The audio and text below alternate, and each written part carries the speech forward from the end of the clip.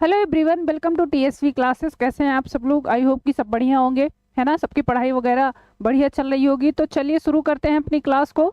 सभी लोग लाइव आ जाइए, एक बार सेशन को जोरदार तरीके से शेयर कर दीजिए और सभी लोग जुड़ जाइए। जैसा कि आपको पता है हम लोग अपने क्वेश्चन प्रैक्टिस कर रहे हैं, है ना। जैसा आपको पता है आपके एग्जाम की डेट भी आ चुकी है, तो बिना देरी के आप अपनी तैयारी को बेहतरीन ढंग से कंटिन्यू करते हुए क्वेश्चन की सीरीज में जुड़ जाइए, ठीक। और सभी लोग एक बार क्लास को शेयर कर देंगे। चलिए बिना देरी के हम लोग शुरुआत करते हैं, अपने क्वेश्चंस में आते हैं। क्वेश्चंस में लास्ट सीरीज में हमने बात की थी, उसी सीरीज में आगे बढ़ेंगे और देखेंगे इस सीरीज का अपना पहला क्वेश्चन। देखिए ये सारे के सारे क्वेश्चन जो आपके पूछे जा रहे हैं वो आपके एलटी एग्जाम हो, आपका जीआईसी एग्जाम हो, बायोलॉजी वाले जितने भी एग्जाम होते हैं उन सब के लिए बहुत ही बेहतरीन तरीके से काम आएंगे, ठीक है। तो चलिए शुरू करते हैं। देखिए पहला क्वेश्चन है, the plasmid that imparts drug resistance is called as. ऐसा कौन सा प्लाज्मिड है जो कि ड्रग के लिए कह सकते हैं वो रजिस्ट करता है, ड्रग उस पर प्रॉपर काम नहीं कर पाती है। चलिए कौन सा ऐसा प्लाज्मिड है जो कि ड्रग के प्रतिरोध में ड्रग को प्रतिरोध करता है, मतलब ड्रग उस पर काम नहीं कर पाता है। कौन सा ऐसा प्लाज्मिड है? फर्स्ट ऑप्शन दिया है एफ फैक्टर, बी ऑप्शन दिया है कॉल फैक्टर, सी ऑप्शन दिया है टी फैक्टर या टी आई फैक्टर कह सकते हैं इसको, एंड लास्ट ऑप्शन दिया है आपका आर फैक्टर। चलिए बताएंगे और एक बार क्लास को शेयर कर दीजिएगा, लाइव आ जाइए सारे लोग, ठीक है। तो देखिए आइए देखते हैं यहाँ पर प्लाज्मिड, कौन सा ऐसा प्लाज्मिड जो कि ड्रग रजिस्ट होता है, मतलब कि इसमें ड्रग काम नहीं करता है। बाहर से यदि आप कोई ड्रग उसमें इंजेक्ट करते हो तो वो प्रतिरोध करता है ना, वो काम करता है किसमें? प्रतिरोध करने में। तो क्या होगा यहाँ पर राइट आंसर? कौन सा एक ऐसा ड्रग है जो कि प्रतिरोध करता है, बताएंगे फटाफट से। आप पढ़ते हो एफ फैक्टर, जिसको फर्टिलिटी फैक्टर कहा जाता है। एफ फैक्टर को क्या कहा जाता है? तो मैम ये काम करता है किसमें? फर्टिलिटी फैक्टर कहा जाता है इसको, है ना। क्या कहते हैं इसको? फर्टिलिटी फैक्टर कहा जाता है। तो फर्टिलिटी मतलब इसमें तो नहीं होगा, है ना। फर्टिलिटी से तो यहाँ पर हमारा लेना देना नहीं है, क्यों? क्योंकि हम बात कर रहे हैं रेजिस्टेंस फैक्टर की। क्लियर। दूसरा जो आपका यहाँ पर कॉल फैक्टर दिया है, इसको कॉलीफेज फैक्टर कहा जाता है। कॉल फैक्टर मतलब कॉलीफेज फैक्टर इसको कहते हैं, कॉलीफेज फैक्टर। क्लियर। कॉलीफेज फैक्टर। अगला आपका जो दिया है कॉलीफेज फैक्टर टी आई फैक्टर, ये क्या है? तो ये बताएंगे कि टी आई फैक्टर का ये एक तरह का एग्रोबैक्टीरियम फैक्टर होता है, ठीक है। एंड लास्ट आपका दिया है आर फैक्टर, जो कि प्रतिरोध फैक्टर है और ये दवाओं से प्रतिरोध जताता है। अगर बाहर से कोई आप दवा ले रहे हो, ठीक है, तो इसी को कहते हैं प्रतिरोध फैक्टर, प्रतिरोध फैक्टर, या इसी को कह सकते हो आप रेजिस्टेंस फैक्टर। क्लियर। तो यहाँ पर आपका ऑप्शन डी हो जाएगा राइट आंसर। एक बार सेशन को सभी लोग शेयर कर दीजिए और सभी लोग जुड़ जाइए भाई, ठीक है, शानदार तरीके से। चलिए तो यहाँ पर ऑप्शन डी हो जाएगा। आर फैक्टर क्या होता है? आर फैक्टर बताएंगे कि ये प्रतिरोध के लिए रिस्पॉन्सिबल होता है। जो भी ड्रग, जो भी दवाएं आप लेते हो, जो भी दवाएं या ड्रग ले रहे हैं, उनके लिए ये प्रतिरोध दर्शाता है। क्लियर। ऑप्शन डी आपका यहाँ पर एकदम सही आंसर हो जाएगा। चलिए बढ़ते हैं नेक्स्ट क्वेश्चन की तरफ। अगला क्वेश्चन है, a multinucleate cell is called as. एक मल्टी न्यूक्लिएट सेल के बारे में पूछा है, बहुकेंद्रिक कोशिका को कहते हैं। इनमें से कौन सी एक मल्टी न्यूक्लिएटेड सेल है? फर्स्ट ऑप्शन है thallus, B option coenobium, C option दिया है सिनकाइट्रियम एंड डी ऑप्शन दिया है सिनोसिटिक। चलिए भाई गुड मॉर्निंग सभी को, और आप बताइए क्या होगा? A multinucleated cell is called as. Multinucleated cell किसको कहा जाता है? तो आप दो चीजें पढ़ते हो, एक तो मैम मल्टी न्यूक्लिएटेड कंडीशन हम पढ़ते हैं किसमें? प्लांट में, है ना। प्लांट्स में और 1 होते हैं एनिमल्स में। तो देखिए यहाँ पर ध्यान दीजिएगा, आपसे ऐसा तो कुछ पूछा नहीं है कि मैम प्लांट में पूछा है कि यहाँ पर एनिमल में पूछा है, लेकिन आप ऑप्शन देके बता सकते हो कि यहाँ पर आपको प्लांट वाला बताना है कि एनिमल वाला बताना है। ठीक है, प्लांट वाला बताना है कि एनिमल वाला बताना है, तो कहेंगे कि मैम यहाँ पर हमको दिखाई दे रहा है कि यहाँ पर आप कह सकते हो सिनोबियम, थैलस और सिनकाइट्रियम ये होते नहीं हैं। सिनोसिटिक ये क्या होता है, तो कहेंगे कि ये एक मल्टी न्यूक्लिएट कंडीशन होती है। कहाँ पर मल्टी न्यूक्लिएट कंडीशन, ये कहाँ पर देखने को मिलती है, तो कहेंगे कि मैम ये मल्टी न्यूक्लिएट कंडीशन सिनोसिटिक जो कंडीशन होती है वो प्लांट में होती है ना। ये सिनोसिटिक कंडीशन कहाँ पर होती है, प्लांट में। तो प्लांट्स में कह सकते हैं कौन सा मल्टी न्यूक्लिएट सेल होता है, दैट इज सिनोसिटिक सेल। और अगर एनिमल से आपसे पूछता, एनिमल के लिए पूछता, तो एनिमल के लिए बताएंगे यहाँ पे क्या होता है, सिनकाइटियम होता है, सिनकाइटियम। ठीक है, सिनकाइटियम होता है। तो यहाँ पर बताएंगे कि आपका ऑप्शन डी सही आंसर हो जाएगा। क्लियर, ये दोनों ध्यान रखेंगे। अगर आपसे सिनकाइटियम यहाँ, अच्छा यहाँ पर ध्यान रखिएगा, ये सिनकाइट्रियम दिया है, सिनकाइटियम और सिनकाइट्रियम अलग होता है। क्लियर, सिनकाइटियम एनिमल्स के लिए और सिनोसिटिक कंडीशन होती है प्लांट्स के लिए। Option D is the correct answer. ठीक है भाई, ऑप्शन डी आपका एकदम सही उत्तर हो जाएगा यहाँ पर। तो चलिए बढ़ते हैं नेक्स्ट क्वेश्चन की तरफ। अगला क्वेश्चन देखेंगे, during muscle contraction calcium binds to. Muscles का जब कॉन्ट्रैक्शंस होता है, क्या होता है, मांसपेशियों में जब ऐंठन होता है तो उस समय कैल्शियम का जुड़ाव किससे होता है, कैल्शियम बाइंड करता है। तो कैल्शियम कौन से कंपाउंड से बाइंड करता है। फर्स्ट ऑप्शन आपका दिया है एक्टिन से, बी ऑप्शन दिया है मायोसिन से, सी ऑप्शन दिया है ट्रोपोमायोसिन से, एंड डी ऑप्शन दिया है ट्रोपोनिन से।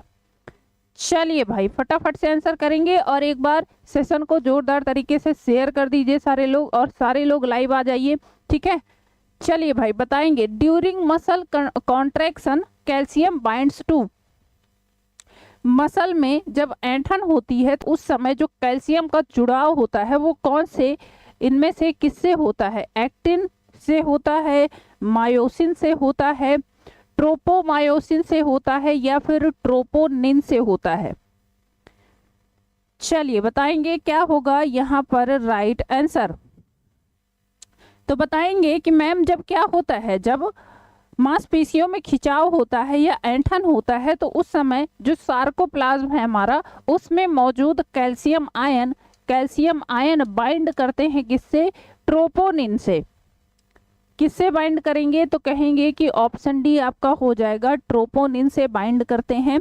ठीक है, ऑप्शन डी आपका यहाँ पर एकदम सही आंसर हो जाएगा। क्लियर, चलिए बढ़ते हैं नेक्स्ट क्वेश्चन की तरफ।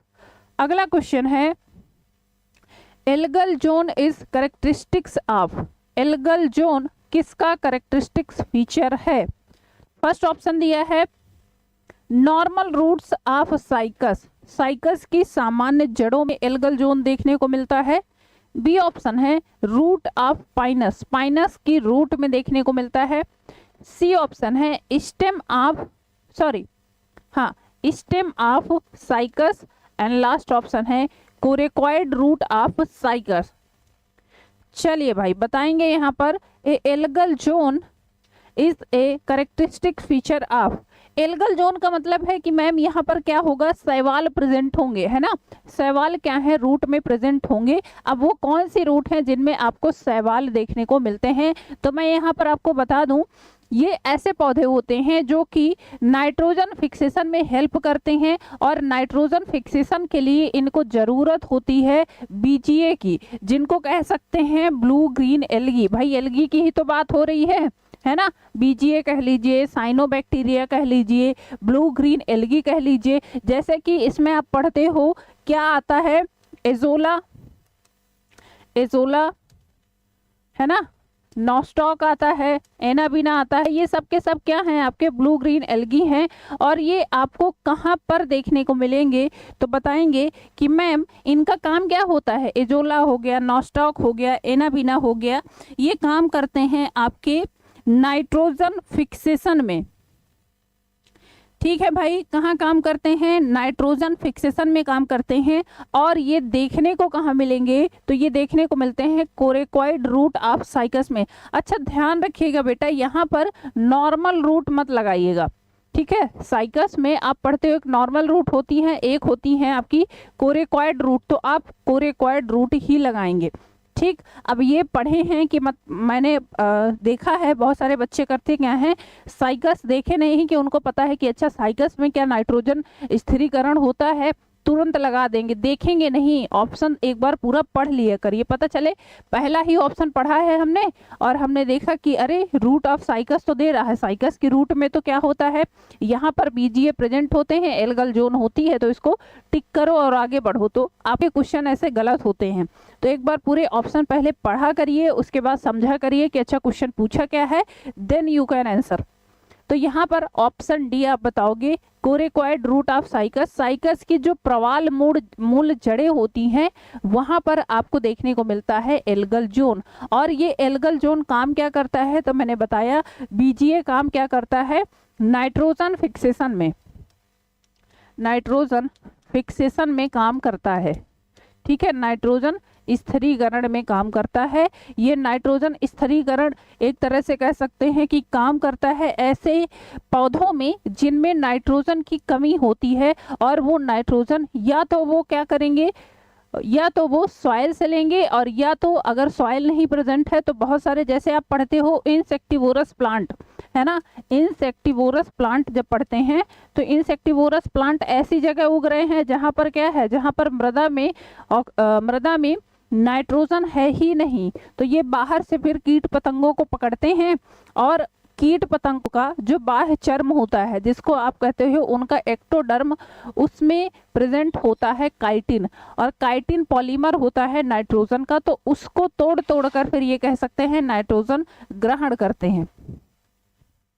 ठीक है भाई, तो यहाँ पर बताएंगे मैम ऑप्शन डी आपका एकदम सही आंसर हो जाएगा। चलिए बढ़ते हैं नेक्स्ट क्वेश्चन की तरफ। अगला क्वेश्चन है, which one is the sequence of ecosystem. Ecosystem जिसको पारिस्थितिकी तंत्र कहा जाता है, कौन सा इनमें से सही क्रम है, ठीक है, बताना है। चलिए आकाश जी आ गए, हेलो गुड मॉर्निंग। आप अपने बाकी साथियों को भी शेयर कर दीजिए। आकाश जी आज कोई क्लास में दिखा नहीं है, जल्दी से सेशन को एक बार शेयर कर दीजिए, और सभी लोग लाइव आ जाइए भाई, बहुत टाइम से आपकी क्लास चल रही है और मैं देख पा रही हूँ कि अभी तक कोई भी जुड़ा नहीं है ना। तो एक बार सेशन को जोरदार तरीके से शेयर कर दीजिए और लाइव आ जाइए। चलिए, which one is the sequence of ecosystem. Ecosystem का बताना है सही सीक्वेंस क्या है। यहाँ पर पहला दिया है decomposer, then consumer, then producer. B option दिया है producer, consumer and decomposer. C option दिया है producer, decomposer and consumer, and last option दिया है कंज्यूमर, प्रोड्यूसर एंड डिकम्पोजर। चलिए भाई फटाफट से बताएंगे क्या होगा यहाँ पर राइट आंसर। आपसे पूछा है इकोसिस्टम का सही सीक्वेंस क्या है। तो इकोसिस्टम में जब आप फूड चेन की बात करते हो, इकोसिस्टम में आप जब फूड चेन की बात करते हो तो कहाँ से कैसे जाते हैं। हम लोग पहले बात करते हैं किसकी, हम बात करते हैं भैया उत्पादक की, है ना। सबसे पहले उत्पादक की बात करते हैं। क्यों? क्योंकि यही तो मेन भोजन प्रोवाइड कर रहा है ना।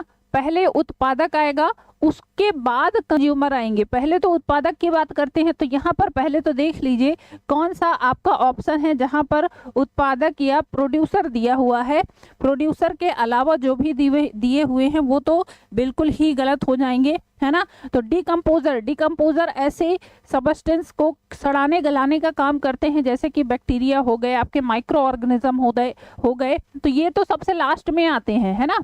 ये कहाँ पर आते हैं, सबसे लास्ट में आते हैं, तो ये तो नहीं होगा। बी ऑप्शन में प्रोड्यूसर दिया है और सी ऑप्शन में दिया है, डी ऑप्शन में भी कंज्यूमर दिया है, तो ये भी आपका गलत हो जाएगा। ठीक है, तो यहाँ पर अब आप बताएंगे कि मैम अब सही क्या होगा। एक तो आपका दिया है producer, consumer and decomposer, and B option में दिया है producer, decomposer and consumer. Consumer बाद में आएगा इसमें, ये भी गलत हो जाएगा। तो ऑप्शन बी यहाँ आपका सही जा रहा है। ठीक है, देखिए क्या होगा, प्रोड्यूसर मतलब कि भोजन का उत्पादन करने वाले, जिनको उत्पादक कहा जाता है। उसके बाद आते हैं कंज्यूमर्स। अब कंज्यूमर्स में आप पढ़ते हो प्राइमरी कंज्यूमर्स, सेकेंडरी कंज्यूमर्स, है ना, टर्सरी कंज्यूमर्स, टॉप कंज्यूमर्स, ऐसे बात करते हैं। और जब ये कंज्यूमर्स, भाई मान लीजिए किसी को आप टॉप कंज्यूमर्स तक पहुंच गए, आप लाइन तक पहुंच गए, अगर शेर की बात करें या फिर आप जैसे पढ़ते हो टॉप कंज्यूमर्स में आपका बाज आता है, ईगल जिसको बोलते हैं, तो जब वो डेड हो रहा है, उसकी बॉडी खत्म हो रही है, तो उसको धीरे धीरे गलाने का काम कौन करता है, या वो सबस्टेंस जब सड़ जाएगा तो उसको फिर डिकम्पोजर क्या करते हैं, जो माइक्रो ऑर्गेनिज्म है वो धीरे धीरे गला देते हैं, है ना। या कह सकते हैं कि सड़े गले पदार्थों से ही ये अपना फूड पूरी तरह से लेते हैं, और उसी दौरान वो धीरे धीरे सफाई भी हो जाती है एक तरह से, तो ये आप कह सकते हो। तो चलिए भाई, समझ आ गया, यहाँ पर ऑप्शन बी आपका एकदम सही आंसर हो जाएगा। नेक्स्ट क्वेश्चन में चलते हैं, अगले क्वेश्चन की बात करते हैं। 2 layered gastrula is found in, 2 layer वाला गैस्ट्रूला कहां पर देखने को मिलता है। दो परतीय गैस्ट्रूला पाया जाता है। फर्स्ट ऑप्शन दिया है एम्फिओक्सस, बी ऑप्शन फ्रॉग में, सी ऑप्शन चिक में, या फिर रैबिट में। चलिए बताएंगे यहाँ पर क्या होगा राइट आंसर। 2 स्तर वाला गैस्ट्रूला कहाँ पर बनता है। क्लीवेज के पश्चात आप पढ़ते हो ब्लास्टूला बनता है, ब्लास्टूला से फिर गैस्ट्रूला बनता है, गैस्ट्रूला और आगे की कंडीशन ऐसे ही फिर वो एम्ब्रियो में आते आते कन्वर्ट होता है ना। तो आपसे पूछा है 2 परतीय 2 लेयर वाला कहाँ पर बनता है, तो बताएंगे मैम एम्फिओक्सस में पढ़ते हैं, है ना। ऑप्शन ए आपका एकदम सही आंसर हो जाएगा, एम्फिओक्सस में देखने को मिलता है। चलिए नेक्स्ट क्वेश्चन देखेंगे। Peyer's patches in mammals are, स्तनधारी जंतुओं में पेयर खंड हैं। क्या है ये पेयर खंड, ये एक्सक्रीटरी ऑर्गन है, ये डाइजेस्टिव ऑर्गन है, ये सिक्रीटरी ऑर्गन है, या फिर ये लिम्फॉइड ऑर्गन है। कौन से ऑर्गन हैं बताएंगे। स्तनधारी जंतुओं में जो पेयर पैचेस हैं वो क्या काम करते हैं। चलिए बताएंगे भाई, पेयर पैचेस का क्या काम होता है, ये होते क्या है। मैमल्स में जो पेयर पैचेस होते हैं तो बताएंगे कि ये लिम्फॉइड ऑर्गन होते हैं। ऑप्शन डी आपका एकदम सही आंसर हो जाएगा। ठीक है, ऑप्शन डी आपका एकदम सही आंसर हो जाएगा। और ये पाए कहाँ जाते हैं, तो बताएंगे कि लिम्फोसाइड हो गया, है ना, जैसे कि आपका लिम्फोसाइट।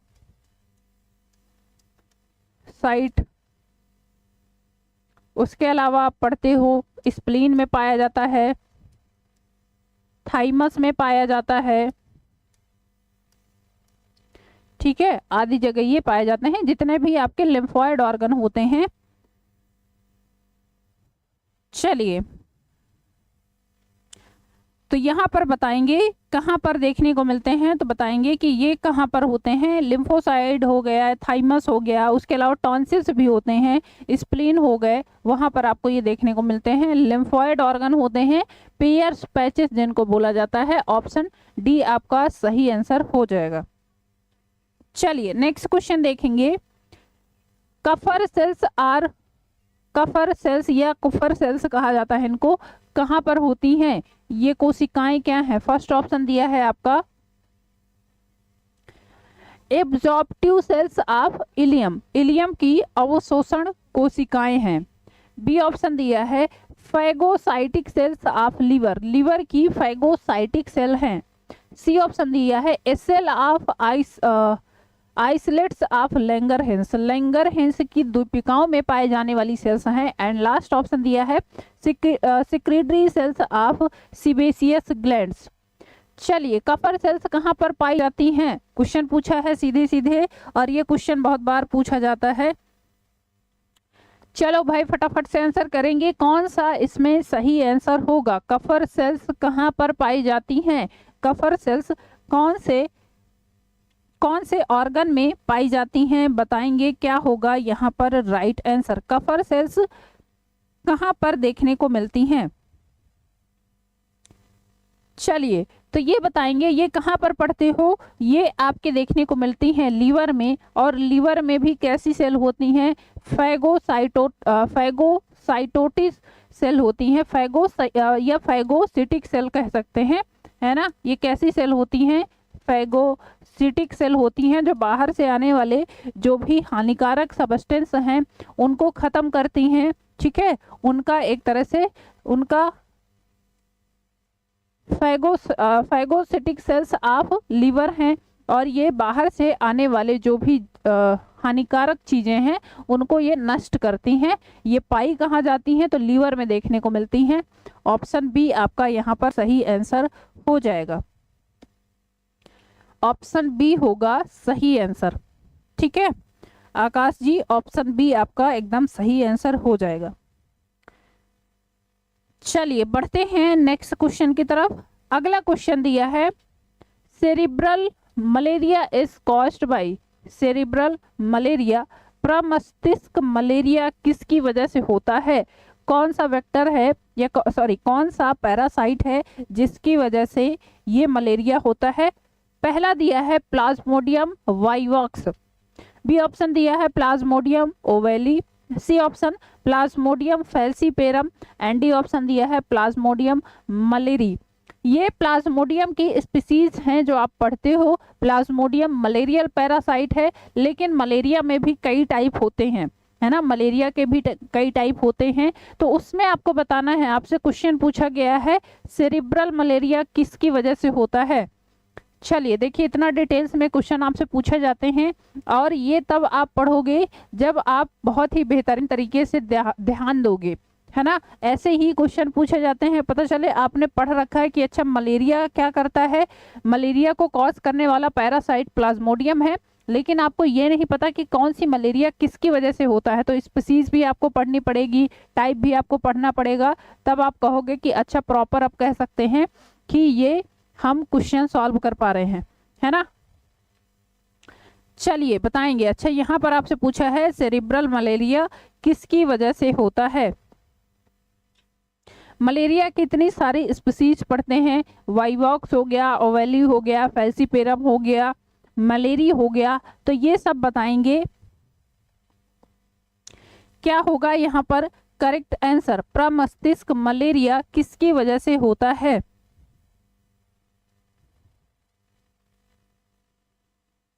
चलिए तो यहां पर बताएंगे ये होता है प्लाज्मोडियम फैल्सीपेरम की वजह से। ऑप्शन सी आपका राइट आंसर हो जाएगा, ठीक है, ऑप्शन सी आपका राइट आंसर हो जाएगा। सेरिब्रल मलेरिया प्लाज्मोडियम फैल्सीपेरम की वजह से होता है, ठीक है। आगे बढ़ते हैं नेक्स्ट क्वेश्चन की तरफ। अगला क्वेश्चन है excretion in Herdmania takes place by, Herdmania में जो एक्सक्रीशन होता है वो किसकी मदद से होता है, उत्सर्जन किसकी वजह से होता है। फर्स्ट ऑप्शन दिया है आपका नेफ्रोसाइट सेल्स, जिनको वृक्क कोशिकाएं कहते हैं, बी ऑप्शन दिया है nerve ganglion, C option neural gland, and D option दिया है सोलेनोसाइट। चलिए बताएंगे क्या होगा यहाँ पर right answer. Excretion in Herdmania, Herdmania में एक्सक्रीशन किसकी मदद से होता है? चलो भाई फटाफट से बता दीजिए। तो हार्डमानिया आप पढ़ते हो, इसमें जो एक्सक्रीशन होता है वो होता है न्यूरल ग्लैंड की मदद से, और ये न्यूरल ग्लैंड जो मस्तिष्क वाला पार्ट है, ठीक, मस्तिष्क वाला पार्ट है, वहीं पर देखने को मिलती हैं, मेंटल वाले भाग में देखने को मिलती हैं। न्यूरल ग्लैंड रेस्पॉन्सिबल होती हैं इसमें एक्सक्रीशन के लिए।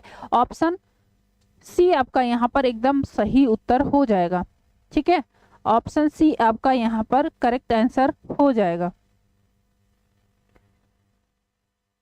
चलिए बढ़ते हैं नेक्स्ट क्वेश्चन की तरफ। अगला क्वेश्चन है which embedded arthropods most to survive on land. मरुस्थल में पाए जाने वाले सर्प मुख्यतः होते हैं, सर्प नहीं होगा यहाँ पर, हम आर्थ्रोपोड्स की बात कर रहे हैं, है ना, इंसेक्ट की बात कर रहे हैं, तो इंसेक्ट की बात कर रहे हैं। चलिए, तो इंसेक्ट में आपको बताना है कि कौन सा एक ऐसा चीज उनमें डेवलप हो जाता है जो कि वो आ जाते हैं, कह सकते हैं वो मरुस्थल में रहने के लिए या वहां पर सरवाइव करने के लिए रेस्पॉन्सिबल होते हैं। फर्स्ट ऑप्शन दिया है काइटिनस क्यूटिल पाया जाता है इनमें। बी ऑप्शन यूरिकोटेलिक एक्सक्रीशन होता है इस वजह से।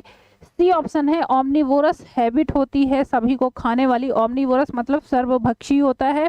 And D option jointed appendages पाए जाते हैं। तो बताइए कौन सा एक ऐसा मोस्ट कह सकते हैं, मोस्ट रिलेटेड कह सकते हैं कि कौन सा एक ऐसा ऑप्शन होगा जो कि सबसे ज्यादा कह सकते हैं ये सही होगा इंसेक्ट को या ऐसे जीवों को जो कि मरुस्थल में रह रहे हैं उनके लिए, क्या होगा यहाँ पर करेक्ट आंसर। चलिए, आर्थ्रोपोड्स को ज्यादातर लैंड पे सरवाइव करने के लिए कौन सी चीज की आवश्यकता होती है सबसे ज्यादा, क्या होगा यहाँ पर राइट आंसर।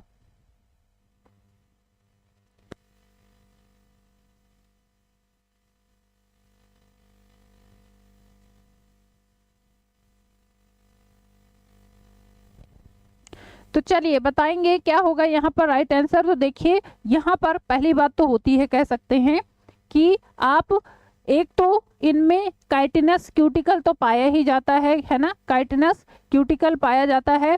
काइटिनस क्यूटिकल की प्रेजेंस की वजह से ये कहाँ पर रह सकते हैं, ये रह सकते हैं लैंड में। ठीक है, तो यही ऑप्शन भी आपका करेक्ट हो जाएगा, ऑप्शन ए यहाँ पर एकदम राइट आंसर हो जाएगा। ठीक, ऑप्शन ए आपका यहाँ पर राइट आंसर हो जाएगा। और इसका काम क्या होता है, बाहर से, चूंकि आपको पता है काइटिन क्या है, पॉलीमर होता है ना, पॉलीमर होता है और काफी मजबूत होता है, इसीलिए ये बाहर की जो परिस्थितियां होती हैं, जैसे बाहर का जो टेम्परेचर है चेंज हो रहा है, वातावरण चेंज हो रहा है, तो ये सरवाइव करने में हेल्प करता है। ऑप्शन ए आपका यहाँ पर एकदम सही उत्तर हो जाएगा। ठीक है भाई, ऑप्शन सी आपका यहाँ पर, सॉरी, ऑप्शन ए आपका एकदम सही उत्तर हो जाएगा। और एक बार क्लास को सभी लोग शेयर कर दीजिए भाई, सारे लोग कहाँ गए आज, है ना, आज कोई दिखाई ही नहीं दे रहा है, 11 बजे लेके बैठे हैं क्या टाइम, आकाश जी कहाँ गए सारे यार दोस्त मित्र आपके आज। चलिए भाई क्लास को एक बार जोरदार तरीके से शेयर कर दीजिए सारे लोग, और सारे लोग लाइव आ जाइए। आज सारे लोग पता नहीं कहाँ गए, छुट्टी बनाने लग गए क्या, हैं, छुट्टी मनाने लग गए, सर्दी आ गई है तो पता चल रहा है कि छुट्टी बना लेते हैं आज, क्यों आकाश जी। चलिए, तो यहाँ पर आपका ऑप्शन ए हो जाएगा राइट आंसर। बढ़ते हैं नेक्स्ट क्वेश्चन की तरफ। अगला क्वेश्चन है in frog fertilization membrane is formed. मेढक में निषेचन कला का निर्माण कब होता है, फर्टिलाइजेशन मेम्ब्रेन का फॉर्मेशन कब होता है, पूछा है मेढक में, फ्रॉग में जो निषेचन कला बनती है जिसको आप कह सकते हो फर्टिलाइजेशन मेम्ब्रेन, वो कब बनती है। फर्स्ट ऑप्शन दिया है before fertilization, B option after fertilization, C option before oviposition, and D option दिया है आफ्टर ओबी पोजिशन। चलो भाई बताएंगे क्या होगा यहाँ पर करेक्ट आंसर। फर्टिलाइजेशन मेम्ब्रेन मेढक में कब बनती है?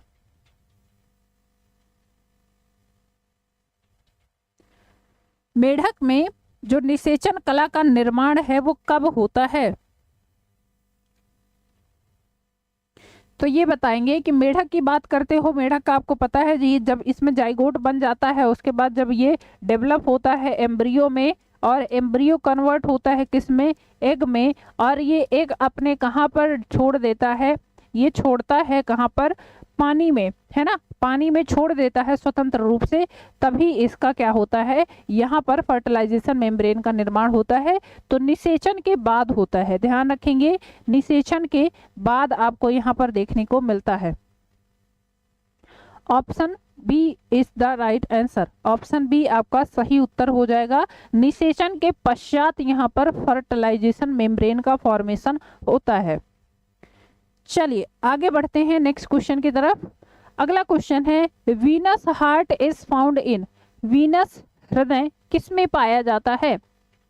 वीनस हार्ट किस में देखने को मिलता है? अब वीनस हार्ट ऐसे जीवों में होता है जिनमें सिंगल सर्कुलेशन होता है, सिंगल सर्कुलेशन के लिए रिस्पॉन्सिबल होता है ये। तो अब आप समझ गए होंगे कि किसकी बात हो रही है।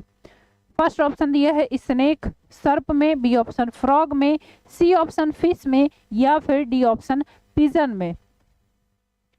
चलिए भाई आंसर करिए सारे लोग जल्दी से, क्या होगा यहाँ पर राइट आंसर? सिंगल सर्कुलेशन के लिए रिस्पॉन्सिबल होता है वीनस हार्ट, है ना, एक ही चक्र में ये पूरा का पूरा सर्कुलेशन कंप्लीट करता है, इधर से आएगा ब्लड और ऐसे ही जाता है, एक ही चक्र होता है इसका, सिंगल सर्कुलेशन। और ये फिशेस में देखने को मिलता है, मछलियों में सिंगल ब्लड सर्कुलेशन देखने को मिलता है, और ये कह सकते हैं इनमें वीनस हार्ट होता है। वीनस हार्ट का काम क्या होता है? सारी की सारी वेन्स से ब्लड को इकट्ठा किया, है ना, मान लीजिए ये वेन्स हैं, वेन्स से ब्लड को इकट्ठा किया और पहुंचा दिया कहाँ पर? गिल्स में, गिल्स में पहुंचा दिया यहीं पर, और यहाँ से वापस से कहाँ पर जाएगा? तो वापस से वेन्स में ही आएगा, है ना, वापस से कलेक्ट करके वेन्स फिर गिल्स में पहुंचाएंगी, फिर इसका, तो ये सिंगल सर्कुलेशन होता है। मछलियों में ऐसा प्रकार का हार्ट देखने को मिलता है, और ऐसा सिंगल सर्कुलेशन आप मछलियों में ही पढ़ते हो। अच्छा, उसके अलावा बता दीजिए सर्प में और मेढक में कैसा होता है? तो इसमें बताएंगे मैम, यहाँ पर डबल सर्कुलेशन तो होता है लेकिन इनकम्प्लीट होता है ना, डबल सर्कुलेशन तो होता है लेकिन इनकम्प्लीट टाइप का डबल सर्कुलेशन होता है। और पिजन में या मैमल्स में आप बात करते हो, मैमल्स में बात करते हैं तो मैमल्स में डबल सर्कुलेशन आपको देखने को मिलता है, ठीक है। मैमल्स में क्या होता है? डबल सर्कुलेशन, कंप्लीट टाइप का डबल सर्कुलेशन देखने को मिलता है, ठीक। चलिए, तो यहाँ पर आपका राइट आंसर ऑप्शन सी हो जाएगा, एकदम सही उत्तर। वीनस हार्ट किसका बेसिक फीचर है? तो ये कहेंगे कि वीनस हार्ट मछलियों में पाया जाता है, option C is the right answer. चलिए नेक्स्ट क्वेश्चन देखते हैं, which of the following is known as emergency gland, इनमें से किसको एक आपातकालीन ग्रंथि के नाम से जाना जाता है? Emergency gland. चलिए भाई फटाफट से आंसर करेंगे, क्या होगा यहाँ पर राइट आंसर? इनमें से किसे इमरजेंसी ग्लैंड के नाम से जाना जाता है? First option thymus gland, B option thyroid gland, C option pituitary gland, and D option adrenal gland. चलिए कमेंट करिए भाई सारे लोग, जितने लोग भी जुड़े हैं एटलीस्ट वो तो कमेंट करें, बाकी लोग को सेशन शेयर कर दीजिए एक बार और लाइक भी कर दीजिए। चलिए इनमें से बताइए कौन सी इमरजेंसी ग्लैंड कहलाती है? क्या इनमें से कौन सी ऐसी ग्रंथि है जिसको आपातकालीन ग्रंथि के नाम से जाना जाता है? थाइमस ग्लैंड है, थायराइड ग्लैंड है, पिट्यूटरी ग्लैंड है, या फिर एड्रिनल ग्लैंड है? क्या होगा यहाँ पर राइट आंसर?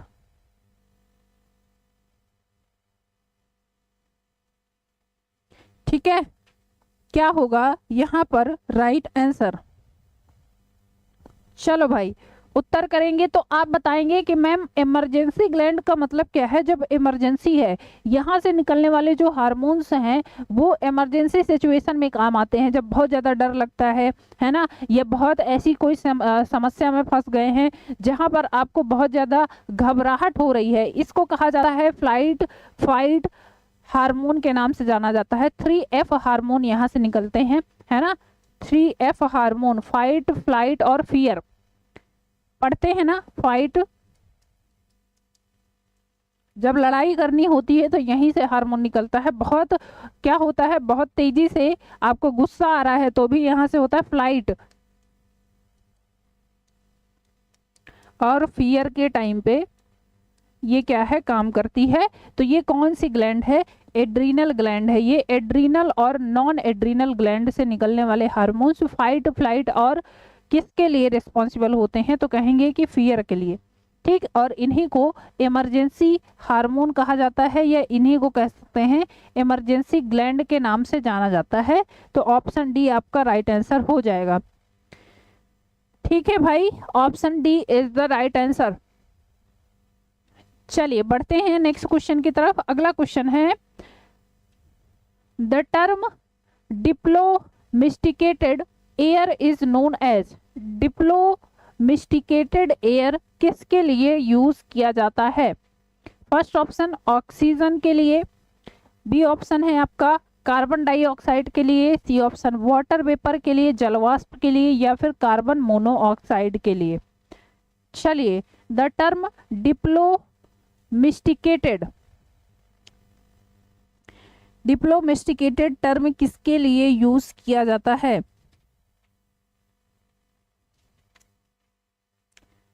बताइए भाई क्या होगा यहाँ पर राइट आंसर। डिप्लोमिस्टिकेटेड शब्द का उपयोग किसके लिए किया जाता है, तो ये ध्यान रखेंगे, ये शब्द का प्रयोग किया जाता है शुद्ध ऑक्सीजन के लिए। क्लियर, किसके लिए, ऑक्सीजन के लिए, और वो भी कौन सी ऑक्सीजन, तो जो प्योर ऑक्सीजन है। मयंक चौधरी, ऑप्शन ए होगा आपका सही उत्तर। चलिए, क्लियर है, एक बार सभी लोग आ जाइए। शिवानी गुड मॉर्निंग, और भी भाई शेयर कर दीजिए क्लास को एक बार आप लोग, शिवानी जी, मयंक जी, आकाश जी, ठीक है। चलिए, हाँ मयंक जी बिल्कुल सही बता रहे हैं, ऑप्शन ए आपका बिल्कुल सही उत्तर हो जाएगा। बाकी लोग कहाँ गए, बाकी लोग कहाँ गए, आज उनको भी बुलाइए। शिवानी जी कहाँ गई आपकी सारी फ्रेंड्स। तो यहाँ पर आपका क्या हो जाएगा, option A is the right answer.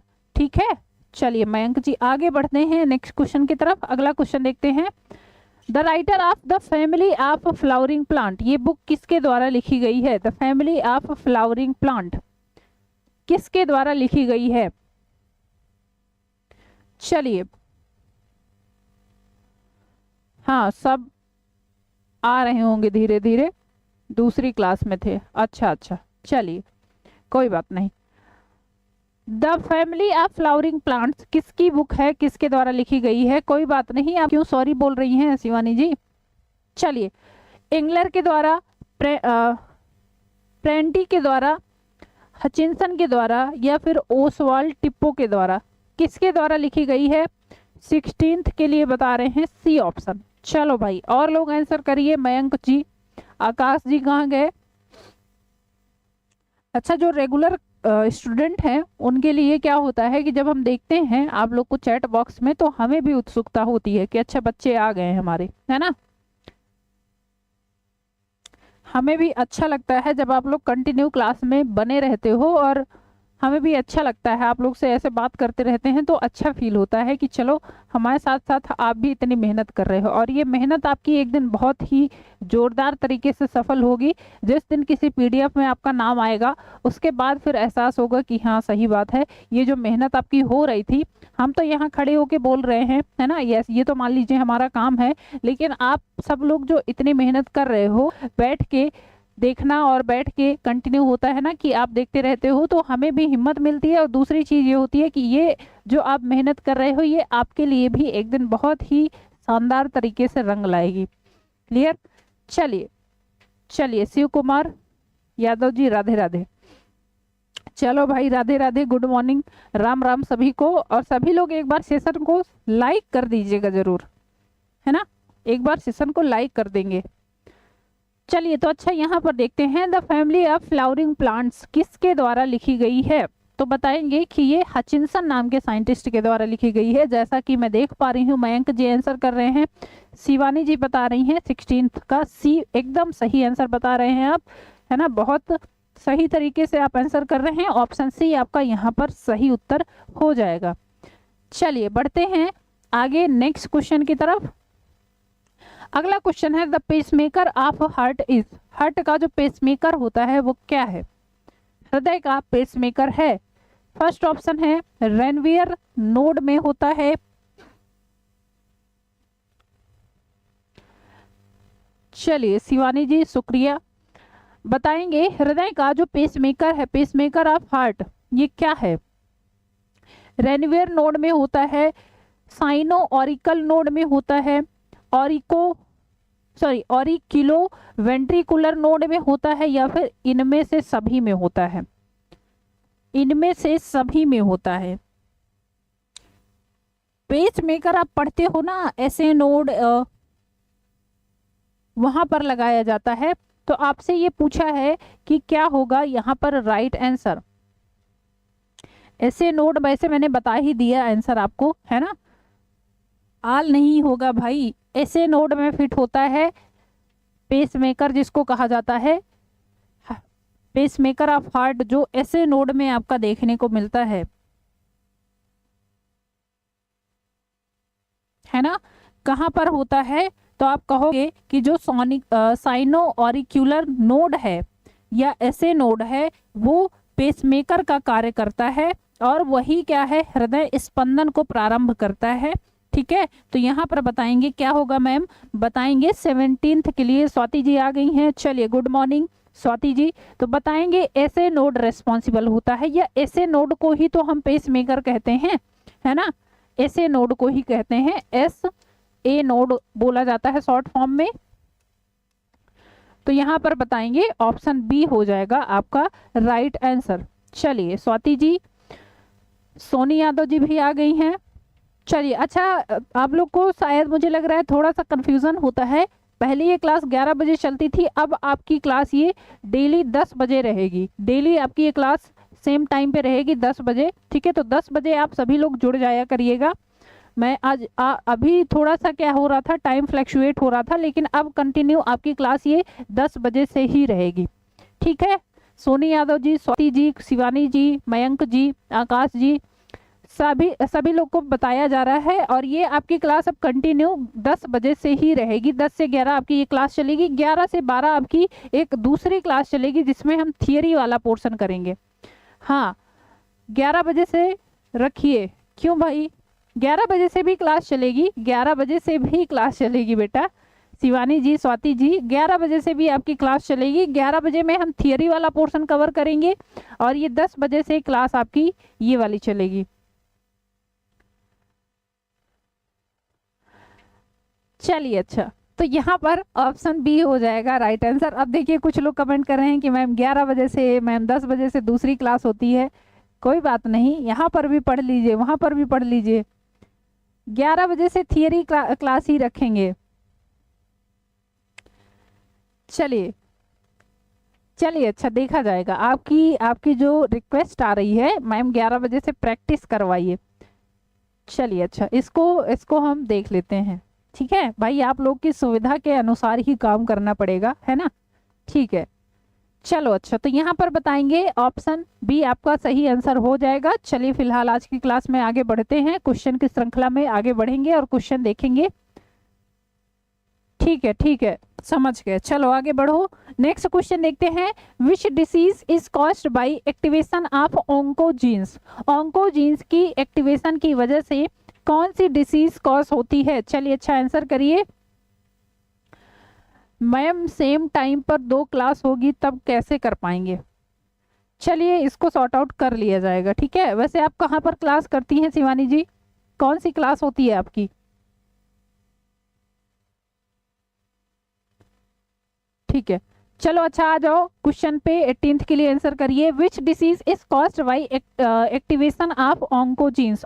Oncogenes के एक्टिवेशन की वजह से कौन सा डिसीज कॉज होता है? फर्स्ट ऑप्शन है कॉलेरा जिसको हैजा बोलते हैं, B option cancer, C option TB, tuberculosis and D option viral flu, विषाणु फ्लू जिसको कहते हैं। तो बताएंगे। तो यहाँ पर सारे लोग आंसर कर रहे हैं बहुत ही शानदार तरीके से, बिल्कुल। ऑन्कोजीन्स की एक्टिवेशन की वजह से कौन सा रोग होता है? तो कहेंगे कि कैंसर। और ये ऑन्कोजीन्स का काम क्या होता है? ये जो कैंसरस सेल्स होती हैं वो स्टार्टिंग उसी की वजह से होता है, ठीक है। यही जीन्स रेस्पॉन्सिबल होते हैं कैंसरस सेल्स के एक्टिवेशन के लिए। तो बताएंगे कि ऑप्शन बी आपका एकदम सही आंसर हो जाएगा। सभी लोग एकदम सही आंसर कर रहे हैं। स्वाति जी, शिवानी जी, शिव कुमार यादव जी, सोनी यादव जी, ठीक है। चलिए मयंक जी, चलो भाई ऑप्शन बी आपका एकदम सही आंसर हो जाएगा। बढ़ते हैं नेक्स्ट क्वेश्चन की तरफ। अगला क्वेश्चन है, ब्रेन ओरिजिनेट फ्रॉम, मस्तिष्क की उत्पत्ति किससे होती है? ब्रेन की उत्पत्ति किससे होती है? फर्स्ट ऑप्शन दिया है एंडोडर्म से, बी ऑप्शन मीजोडर्म से, सी ऑप्शन एक्टोडर्म से एंड डी ऑप्शन है एक्टोमीजोडर्म से। चलिए भाई फटाफट से आंसर कर दीजिए। बहुत सिंपल सा क्वेश्चन है। ब्रेन ओरिजिनेट्स फ्रॉम, मस्तिष्क की उत्पत्ति किससे होती है? चलो भाई आंसर करिए सारे लोग, और एक बार सेशन को लाइक जरूर कर दीजिएगा। अगर क्लास पसंद आ रही है तो शेयर भी कर दीजिए, ठीक है। चलिए बताएंगे शिवानी जी, मयंक जी, क्या होगा यहाँ पर राइट आंसर? मस्तिष्क की उत्पत्ति किससे होती है? एक्टोडर्मल होता है, मीजोडर्मल होता है, एक्टोमीजोडर्मल होता है या फिर एंडोडर्मल होता है? चलो भाई सारे लोग आंसर कर रहे हैं बहुत ही शानदार तरीके से, है ना। चलिए तो यहाँ पर आपको पता है, बिल्कुल सही आप लोग जा रहे हो, ये होता है एक्टोडर्मल, है ना। मस्तिष्क एवं जो अन्य तंत्रिकीय ऊतक हैं उन सब की उत्पत्ति एक्टोडर्म से होती है। बताएंगे यहाँ पर राइट आंसर। क्लियर? चलो कुछ लोग और आ रहे हैं, उन सभी को गुड मॉर्निंग। और सॉरी एक्टोडर्म होगा यहाँ पर, है ना। ऑप्शन सी आपका यहाँ पर राइट आंसर हो जाएगा। एक्टोडर्म एकदम सही उत्तर हो जाएगा, ठीक है भाई। तो ऑप्शन सी आपका यहाँ पर एकदम सही उत्तर हो जाएगा। बढ़ते हैं नेक्स्ट क्वेश्चन की तरफ। अगला क्वेश्चन देखते हैं। विच sponges is डेरिमेंटल to Pearl industry? मोती उद्योग के लिए कौन सा स्पंज हानिकारक होता है? चलिए भाई पढ़े हैं ये, बताएंगे। मोती उद्योग के लिए इनमें से कौन सा एक ऐसा स्पंज है जो कि हानिकारक होता है? फर्स्ट ऑप्शन है Sycon, B option Euspongia, C option glass sponge या फिर क्लियोना। चलिए भाई आंसर करेंगे फटाफट से, क्या होगा यहाँ पर राइट आंसर? हाँ चलिए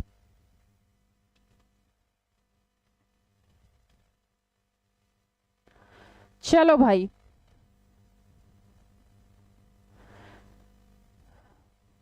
बताएंगे क्या होगा यहाँ पर राइट आंसर। सभी लोग आंसर करेंगे। मयंक जी, अफरोज अहमद, शिवानी, ठीक है। चलिए तो यहाँ पर बताएंगे ये कौन सा स्पंज होता है जो कि रेस्पॉन्सिबल होता है पियर्ल इंडस्ट्री में हानिकारक होता है। तो बिल्कुल सही बता रहे हैं, बोरिंग स्पंज के नाम से जाना जाता है, क्लियोना कहते हैं इसको, है ना। जो मोती उद्योग है उसके लिए ये हानिकारक होता है। रश्मि वर्मा जी बता रही हैं ऑप्शन डी, बिल्कुल सही है आपका। चलिए तो ऑप्शन डी यहाँ आपका एकदम सही उत्तर हो जाएगा। नेक्स्ट क्वेश्चन में बढ़ते हैं। अगला क्वेश्चन है quadriceps and gastrocnemius muscles lies in. Quadriceps एवं गैस्ट्रोनिमिसियस पेशी कहाँ पर देखने को मिलती हैं? ये कौन सी, ये ये कहाँ पर देखने को मिलती हैं? कौन से अंग में प्रेजेंट होती हैं? फर्स्ट ऑप्शन दिया है हैंड्स में, बी ऑप्शन लेग्स में, सी ऑप्शन शोल्डर में या फिर रिस्ट में। कहाँ की मसल्स होती हैं पूछा गया है आपसे, ठीक। चलिए भाई घबराइए मत, सभी की प्रिपरेशन अच्छी हो जाएगी, है ना। जो लोग अभी शुरुआती तौर पे जुड़े हैं या शुरुआत कर रहे हैं तो कोई बड़ी बात नहीं है, ऐसा होता है। ठीक, आप जब कंटिन्यू प्रैक्टिस करोगे, स्वाति जी और सोनी यादव जी इस क्लास में रेगुलर रहते हैं और उनको पता होगा कि ये क्लास करने का कितना बेनिफिट हो रहा है। बहुत सारे क्वेश्चन तो आप ये रिपीट होते हैं, बहुत सारे क्वेश्चन रिपीट होते हैं। और आप सोचिए कि आप 1000 क्वेश्चन अगर कर लिए हो, 1000 क्वेश्चन आप कर लिए हो और उन क्वेश्चन से आपके एग्जाम में क्वेश्चन पूछे जाएंगे, तो आपके एग्जाम में तो 120 क्वेश्चन ही पूछे जाएंगे, कहीं अलग से तो आ नहीं जाएंगे। अगर आपने 1000 सीरीज में हमारे साथ, जैसे हम कंटिन्यू कर रहे हैं, यहाँ पर जो लोग कंटिन्यू रहेंगे वो बता सकते हैं, जैसे कि सोनी यादव हैं, स्वाति जी हैं, शिवानी जी हैं, ये बता पाएंगी कि जितने भी क्वेश्चन आते हैं, कई सारे क्वेश्चन तो ऐसे होते हैं जो रिपीट होते हैं, है ना। कई सारे क्वेश्चन जो ऐसे होते हैं वो क्वेश्चन वही होता है, बस थोड़ा सा फॉर्म चेंज करके पूछ लिया जाता है। तो यही बात है, प्रैक्टिस आपको परफेक्ट बनाता है, प्रैक्टिस आपको परफेक्ट बनाता है। चलिए, तो यहाँ पर आपका क्या हो जाएगा, चलिए अच्छा क्वेश्चन आंसर करिए। क्या होगा, क्या होगा, ये मसल्स कहाँ पर देखने को मिलती हैं? तो बिल्कुल सही बता रहे हैं, ये लेग्स में देखने को मिलती हैं, लेग्स की मसल्स हैं। ऑप्शन बी आपका सही आंसर हो जाएगा। ठीक है, ऑप्शन बी आपका सही आंसर हो जाएगा। सुन लिया है हमने, बायो ब्लूम जी, सोनी यादव जी, हमें सुन लिया है आपकी बात को कि 11 बजे से रखेंगे क्लास, हम उस पर बात करेंगे आगे। ठीक है, चलिए हाँ चलो भाई, तो ऑप्शन बी यहाँ आपका सही आंसर हो जाएगा। चलिए बढ़ते हैं नेक्स्ट क्वेश्चन की तरफ। The junction of an axon and dendrite is called as. चलो भाई अच्छा आंसर करेंगे, अब बाकी बात नहीं करेंगे, बाद में बात करेंगे। क्लास के बाद आपको टाइम दिया जाएगा, जो भी आपके डाउट हैं, जो भी आपके सुझाव हैं, वो बिल्कुल आप कमेंट में भी लिख के हमें बता सकते हैं, वो सारे के सारे सुझाव आपके माने जाएंगे। चलो, the junction of an axon and dendrite, axon and dendrite का जो जंक्शन होता है, संधि होती है, उसको किस नाम से जाना जाता है? फर्स्ट ऑप्शन दिया है रिले, इसको रिले कहा जाता है। बी ऑप्शन सिनेप्स कहा जाता है। सी ऑप्शन कंडक्शन जोन या फिर साइटोन। सभी लोग आंसर करिए। अच्छा हाँ चलिए, बहुत सारे लोग यहाँ पे नाम बदल कराते हैं, है ना। जैसे कि बायो ब्लूम जी, उन्होंने अपना नाम बताया था सोनी यादव। प्रज्ञा परिहार 22 का बी बता रही हैं। दीपक जी गुड मॉर्निंग आपको। चलिए अच्छा बताएंगे यहाँ पर क्या होगा right answer. The junction of an axon and dendrite, axon and dendrite के जंक्शन को किस नाम से जाना जाता है? अच्छा फटाफट से आंसर करेंगे, क्या होगा यहाँ पर राइट आंसर, क्या होगा यहाँ पर राइट आंसर,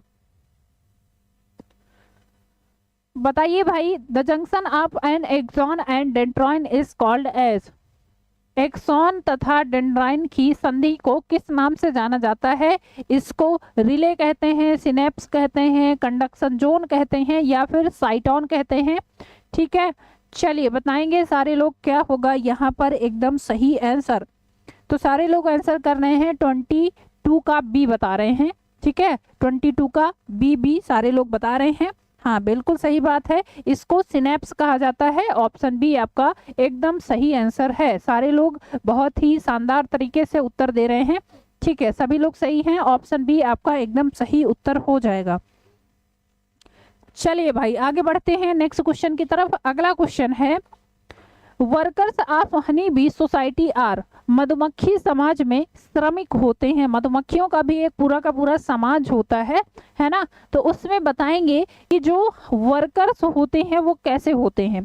फर्स्ट ऑप्शन है females without gonads, B option है males without gonads, C option है स्टेराइल फीमेल्स होती हैं या फिर स्टेराइल मेल्स होते हैं।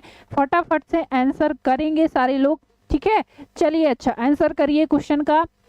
प्रज्ञा जी, स्वाति यादव जी, सोनी यादव जी बताएंगे workers of honey bee society are, मधुमक्खी समाज में जो वर्कर्स होती हैं, वर्कर्स वी होती हैं, वर्कर्स हनी बी होती हैं, वो कैसी होती हैं?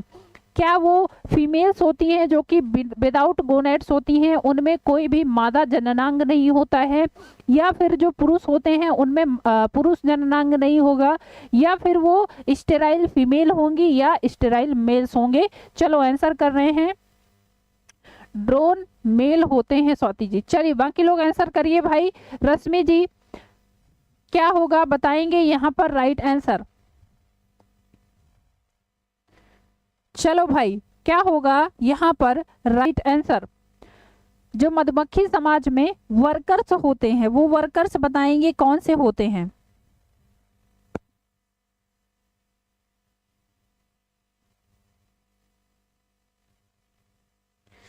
चलिए भाई बताएंगे सारे लोग।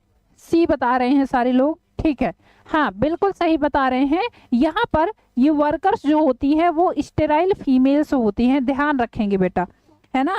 स्टेराइल फीमेल्स होती हैं वो क्या होती हैं, तो वो सारी की सारी वर्कर्स होती हैं। ऑप्शन सी आपका एकदम सही आंसर हो जाएगा। अच्छा जब आप बात करते हो, एक आप पढ़ते हो फर्टाइल्स, फर्टाइल्स आप पढ़ते हो, फर्टाइल्स, फर्टाइल्स मेल पढ़ते हैं और फर्टाइल फर्टाइल फीमेल भी पढ़ते हैं। इनमें बता दीजिए मधुमक्खियों के समाज में ये कौन होते हैं, ये भी क्वेश्चन पूछा गया है, तो बता दीजिए इसमें। एक आप फर्टाइल मेल पढ़ते हो और एक आप फर्टाइल फीमेल पढ़ते हो, तो बताएंगे मैम फर्टाइल मेल को कहा जाता है ड्रोन। क्या कहा जाता है, ड्रोन कहा जाता है इनको, है ना। और फर्टाइल जो फीमेल होती है यही तो क्वीन होती है ना।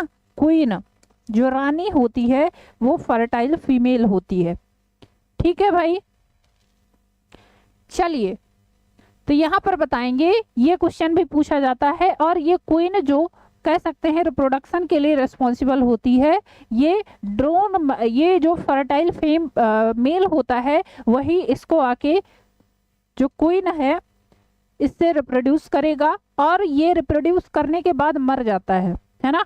ये अपनी क्या करता है, ये अपनी लाइफ को बेचारा त्याग देता है, तो ध्यान रखेंगे। चलिए हाँ बिल्कुल सही बता रही हैं, फर्टाइल फीमेल क्वीन होती है और फर्टाइल मेल जो होते हैं वो ड्रोन होते हैं। जो श्रमिक मधुमक्खियां होती हैं वो स्टेराइल फीमेल्स होती हैं, और इन्हीं का सबसे ज्यादा काम होता है बेचारी का, यही सबसे ज्यादा क्या करती हैं, ये काम करती हैं भोजन को इकट्ठा करने में, है ना। भोजन को इकट्ठा करने का काम कौन करती हैं, तो यही काम करती हैं। चलिए तो बताएंगे, यहाँ पर आपसे क्वेश्चन पूछा था, ऑप्शन सी उसका सही आंसर हो जाएगा। चलिए सारे लोग बहुत ही शानदार तरीके से उत्तर दे रहे हैं। बढ़ते हैं नेक्स्ट क्वेश्चन की तरफ। अगला क्वेश्चन देखिए। चलो भाई अगला क्वेश्चन है, pituitary gland is under the control of, Piyush ग्रंथि जिसको पिट्यूटरी ग्लैंड कहा जाता है, इसको कौन नियंत्रित करता है। बायो हब, आपका नाम बता दीजिए एक बार आप। अच्छा बायो वाले ही हैं सारे, बायो हब, बायो ब्लूम, है ना। चलो बायो हब, आप भी अपना नाम बता दीजिए, आपका रियल नाम क्या है एक बार बता दीजिए। चलिए pituitary gland is under the control of, pituitary gland किस, पिट्यूटरी ग्लैंड को नियंत्रित कौन करता है, तो एड्रीनल ग्लैंड है, पीनियल ग्लैंड है, थायराइड ग्लैंड है, या फिर हाइपोथैलेमस ग्लैंड है, हाइपोथैलेमस ग्लैंड है। चलिए भाई बताएंगे क्या होगा यहाँ पर राइट आंसर।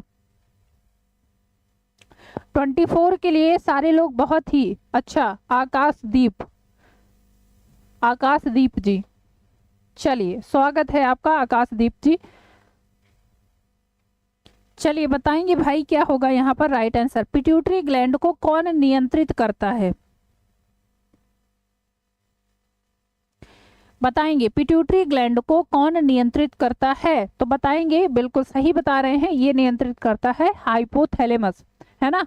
हाइपोथैलेमस इसको कहा जाता है master of master gland, pituitary gland को कहा जाता है मास्टर ग्लैंड, और मास्टर ग्लैंड को भी जो नियंत्रित कर रहा है वो होता है हाइपोथैलेमस, जिसको मास्टर ऑफ मास्टर ग्लैंड के नाम से जाना जाता है, ठीक है। और पिट्यूटरी ग्लैंड से आप पढ़ते हो बहुत सारे आपके हार्मोन्स निकलते हैं एंटीरियर लोब से, जिसको कह सकते हैं हाइडिनो इपोफाइसिस के नाम से जाना जाता है। यहाँ से ज्यादातर जो हार्मोन्स निकलते हैं वो सेक्सुअल एक्टिविटी में काम करते हैं, चाहे वो मेल में हो चाहे वो फीमेल में हो। बिल्कुल सही बता रहे हैं। तो चलिए 24 का डी आपका एकदम सही उत्तर हो जाएगा। चलिए तो ऑप्शन डी आपका यहाँ पर एकदम सही उत्तर हो जाएगा। बढ़ते हैं नेक्स्ट क्वेश्चन की तरफ। Functional unit of kidney is, ये तो सबको पता होगा भाई, किडनी की फंक्शनल यूनिट क्या है। चलो भाई, चलिए स्वाति जी, शिव कुमार जी, सभी लोग आंसर करिएगा, बताएंगे क्या होगा functional unit of kidney. Kidney की फंक्शनल यूनिट फटाफट से आंसर करिए सारे लोग, बात कम करिए। अच्छा क्वेश्चन पे ध्यान दीजिए। न्यूरॉन होते हैं, नेफ्रॉन होते हैं, ग्लोमेरुलस होता है या फिर पेल्विस होता है।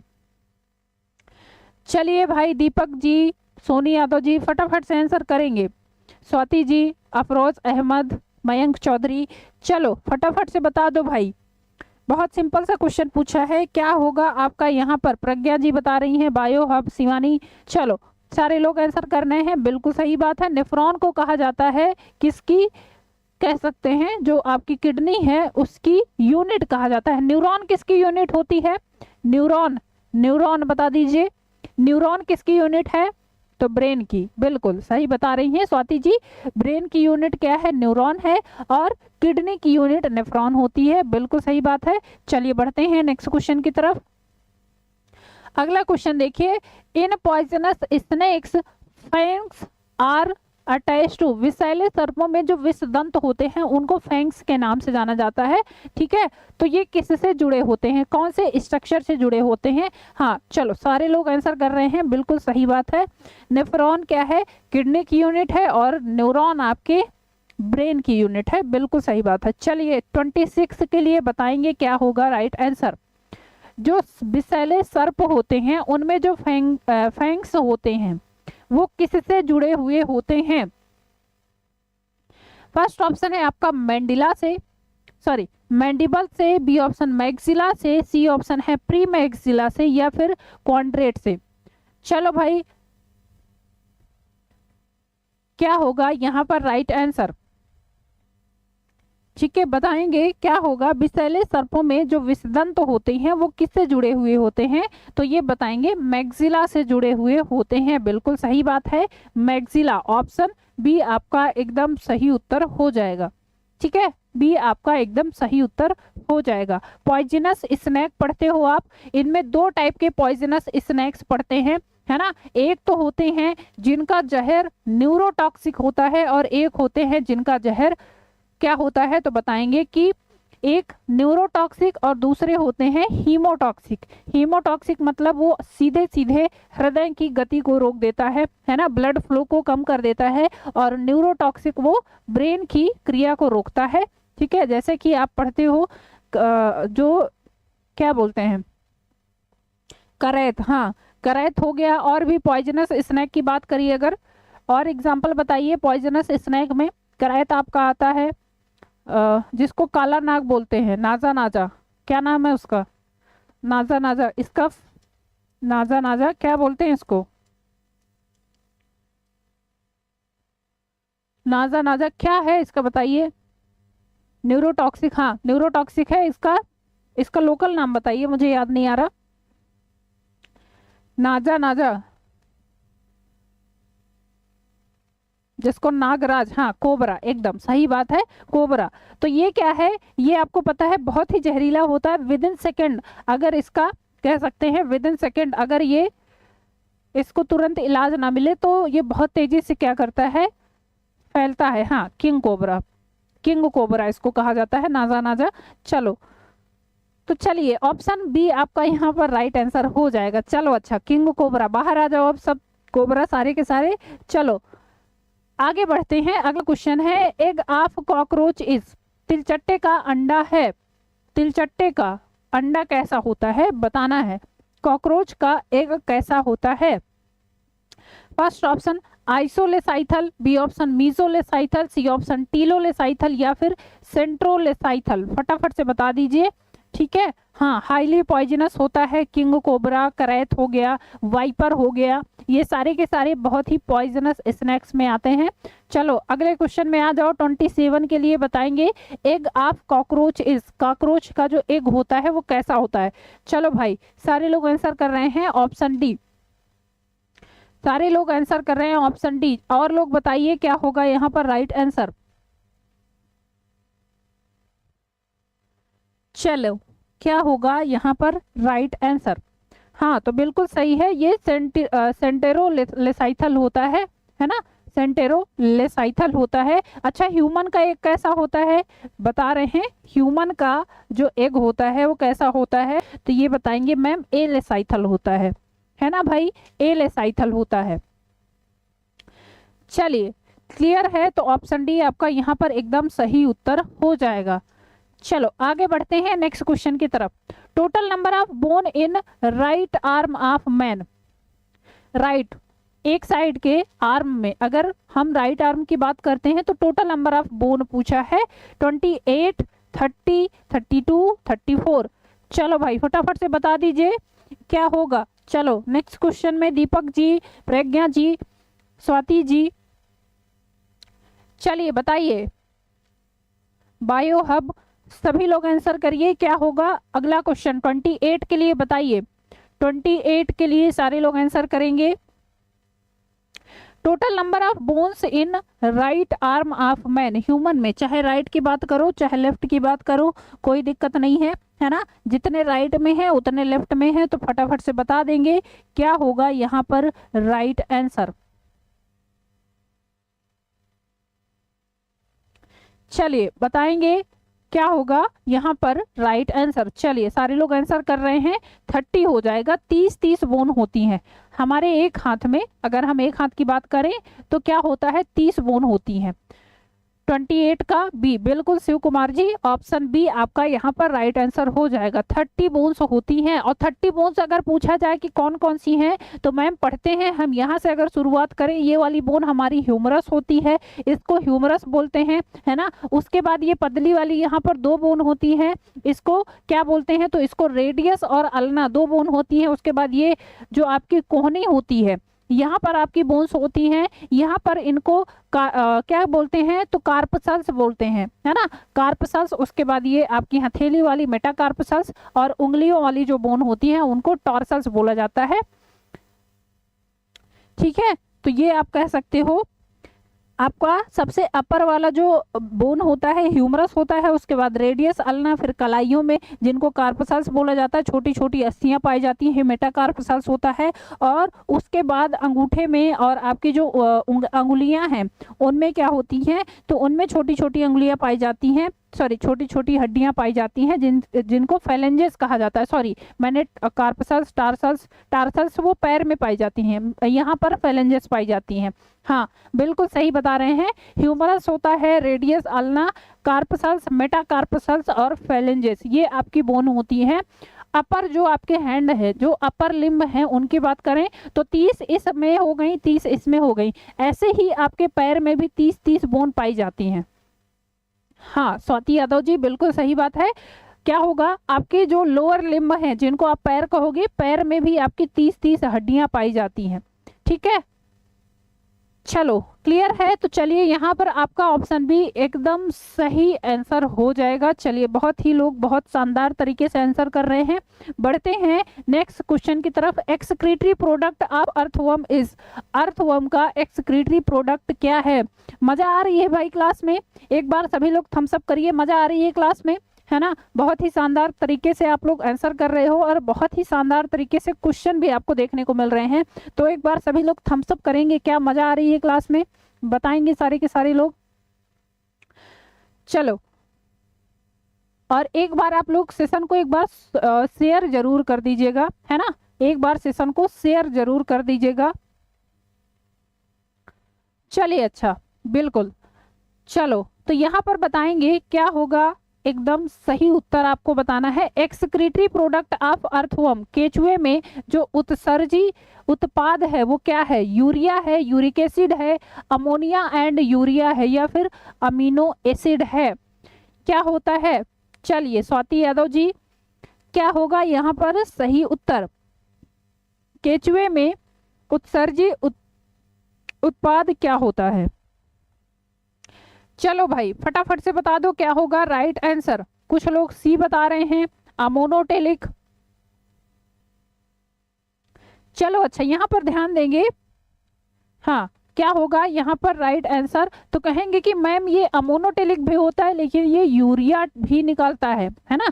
जब ये पानी में रहेगा, जब ये पूर्ण रूप से पानी में रहेगा, अमोनिया आपको पता है हाईली टॉक्सिक होता है ना। अमोनिया क्या होता है? हाईली टॉक्सिक होता है। तो इसको निकालने के लिए या इसको उत्सर्जित करने के लिए बहुत सारे वाटर की नीड होती है, बहुत सारे पानी की आवश्यकता होती है। तो जब आप कहोगे केचुआ जब पानी में है ना, पानी में तैर रहा है, पानी में रह रहा है, तो वहां पर कहेंगे कि इसका काम क्या है? ये उत्पाद करेगा अमोनिया का। लेकिन जब ये क्या है? मिट्टी में रह रहा है, ठीक है, ऐसी जगह आ गया जहां पर कम पानी है, तो यहाँ पर ये एक्सक्रीशन करता है किसका? यूरिया का। ठीक है, यहाँ पर ये एक्सक्रीशन करता है यूरिया का। तो ऑप्शन सी आपका यहाँ पर राइट आंसर हो जाएगा, अमोनिया एंड यूरिया। क्लियर? चलिए, तो यहाँ पर आपका ऑप्शन सी हो जाएगा। सभी लोग को समझ में आ गया भाई? चलो बढ़ते हैं नेक्स्ट क्वेश्चन की तरफ। अगला क्वेश्चन देखते हैं, which one is a true fish? इनमें से कौन सी एक वास्तविक मछली है? वास्तविक मछली का मतलब ये कहाँ से बिलोंग करेगी? ये क्लास फिशेस के अंदर आनी चाहिए, है ना। क्लास फिशेस आप पढ़ते हो,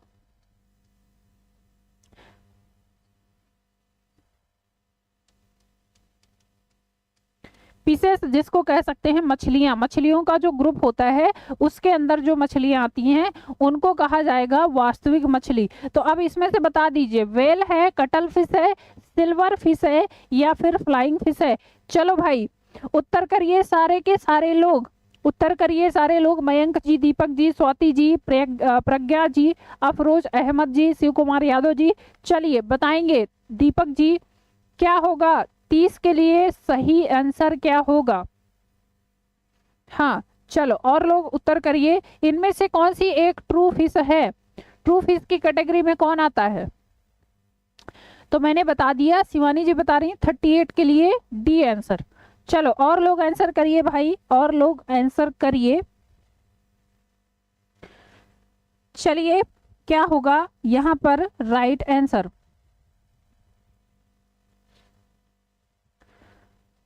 वेल, आप वेल पढ़ते हो, बहुत सारे लोगों को लगेगा अरे वेल क्या है। वेल बिल्कुल सही बता रही है प्रज्ञा जी। वेल क्या है आपका? मैमल है ना। वेल मत टिक करके चले आइएगा, ये मैमल है। कटल फिश की बात करते हो बेटा, कटल फिश क्या है? कटल फिश कहाँ पर देखने को मिलता है? तो बताएंगे कि मैम कटल फिश आप पढ़ते हैं, ये क्या है? इसको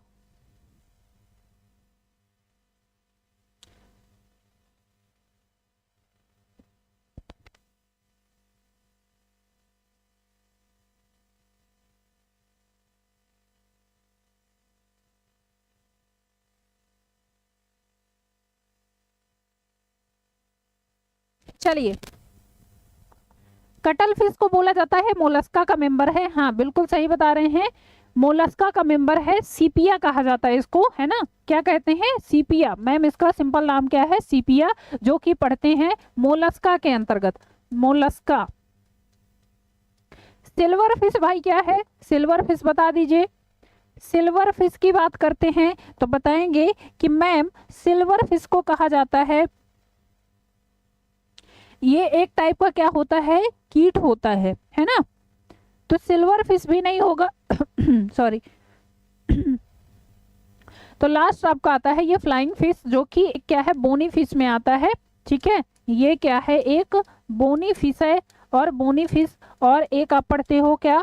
कार्टिलेजिनस फिश। ये दोनों की दोनों जो ग्रुप होता है वो आप मछलियों में पढ़ते हो, जो कि ट्रू फिश के अंतर्गत आ जाएगा।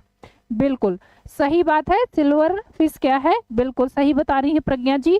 चलिए ऑप्शन डी आपका यहाँ पर एकदम सही उत्तर हो जाएगा। बोनी फिश में आता है आपका फ्लाइंग फिश, और आपसे ट्रू मछली पूछा है ना, वास्तविक मछली पूछा है, तो बिल्कुल सही बता रही हैं। Option C sorry option D आपका राइट आंसर हो जाएगा।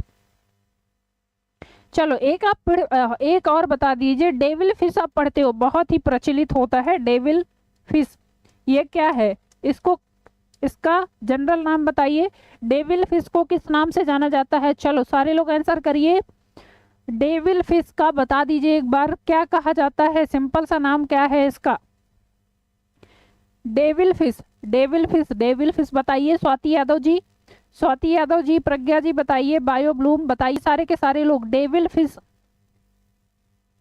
हाँ शिवानी जी बता रही हैं ऑक्टोपस, बिल्कुल सही बात है, डेविल फिश को कहा जाता है ऑक्टोपस, है ना, जो कि किसका मेंबर है तो बताएंगे मैम, ये मेंबर है मोलस्का का। ठीक है, बिल्कुल बिल्कुल सही बात है स्वाति यादव जी, एकदम सही बात है। ऑक्टोपस को डेविल फिश के नाम से जाना जाता है। एक आप पढ़ते हो तारा मछली, स्टार फिश, वो भी ट्रू फिश नहीं है, वो इकाइनोडर्मेटा का मेंबर है, तो वो भी ध्यान रखेंगे। हाँ 8 आर्म पाई जाती हैं, और इसमें बहुत ही हाई जनरेशन की पावर होती है।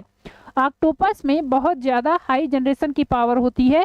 अगर जैसे कि स्वाति यादव जी बता रही हैं, इसका क्या है, इसमें ऐसे 8 आर्म ऐसे देखने को मिल रही हैं, कितनी हो गई, चलो 8 आर्म अगर इसमें देखने को मिल रही हैं, किसी कारणवश इसकी 1-2 आर्म टूट गई है ना, कट गई, तो क्या होगा, ये वापस से इसको रीजनरेट कर लेता है, बहुत हाई रीजनरेशन की पावर होती है।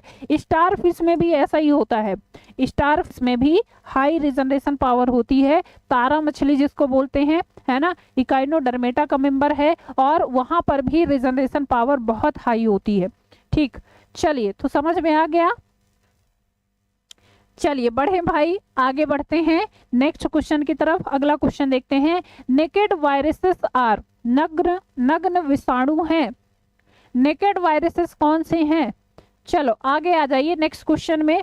प्रियॉन्स कहलाते हैं, वायरॉइड्स कहलाते हैं,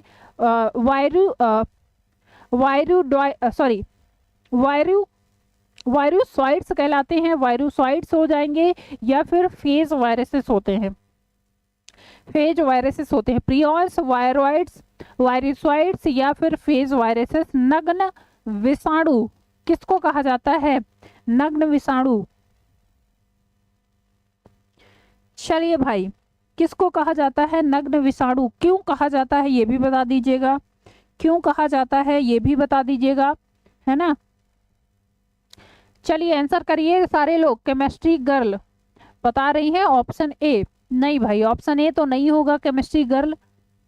अब बायो में आ जाइए केमिस्ट्री गर्ल, यहाँ पर आपको पता चल जाएगा। देखिए सारे लोग आंसर कर रहे हैं, वायरॉइड्स वायरॉइड्स वायरॉइड्स बता रहे हैं सारे लोग।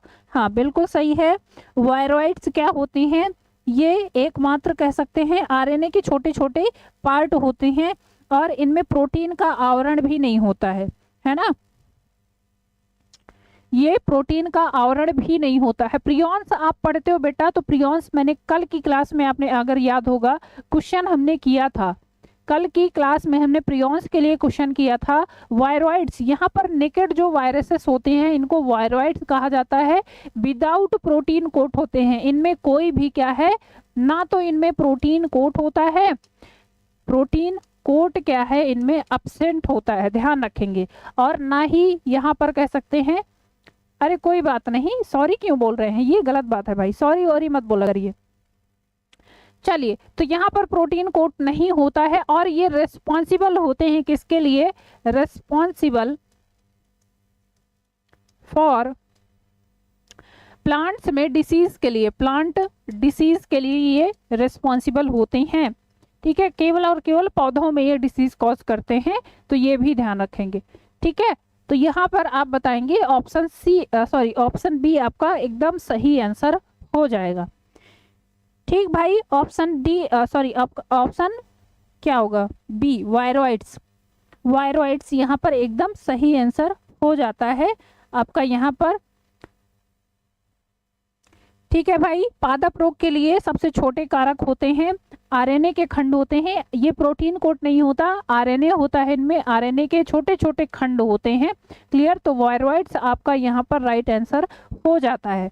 चलिए आगे बढ़ते हैं नेक्स्ट क्वेश्चन की तरफ। अगला क्वेश्चन है raphides are formed of. Raphides किसके बने हुए होते हैं?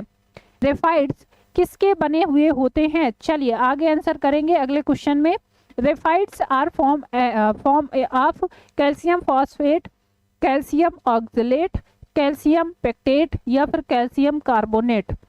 चलिए भाई, हाँ बिल्कुल सही बात है, अहमद जी सही बता रहे हैं, सही कह रहे हैं। गलतियां हो जाती हैं, कोई बात नहीं, हम सीख ही तो रहे हैं। यहाँ प्रैक्टिस का मतलब ही तो गलती है। यहाँ पर गलती करेंगे तो पेपर में सही करके आएंगे। क्यों स्वाति यादव जी, है ना, सही बता रहे हैं ना शिवानी जी? एकदम सही बात है। अगर आप यहाँ पर गलती कर रहे हो कोई दिक्कत नहीं है, लेकिन पेपर में गलती करके नहीं आना है। क्लियर है, पेपर में गलती करके नहीं आना है। आप यहाँ पर गलती कर लो, यही तो हम यहाँ पर सीख रहे हैं और यही हम यहाँ पर आपको सिखा रहे हैं। यहाँ पर आप गलती कर लीजिए, कोई दिक्कत नहीं है। और यहाँ पर जितनी गलती करनी है, जितनी चीज़ें होनी है यहीं पर हो जाएं। आगे जाके हम पेपर में एकदम क्या करेंगे, फोड़ के आएंगे और वहाँ पर 1% भी गलती नहीं होगी। सारे के सारे क्वेश्चन एकदम बेहतरीन तरीके से सही करके आएंगे। ठीक है, चलिए तो बताएंगे रेफिड्स आर फॉर्म्ड ऑफ। रेफिड्स किसके बने हुए होते हैं ये बताना है। कैल्शियम फॉस्फेट के, कैल्शियम ऑक्सलेट के, कैल्शियम पेक्टेट के या फिर कैल्शियम कार्बोनेट के। चलो केमिस्ट्री गर्ल और बायो गर्ल तो आ गई, अब फिजिक्स गर्ल का आना बाकी है। हाँ भाई सही बात है, लाओ भाई ढूंढ के कोई अपना नाम रख लो इनमें से बदल के फिजिक्स गर्ल।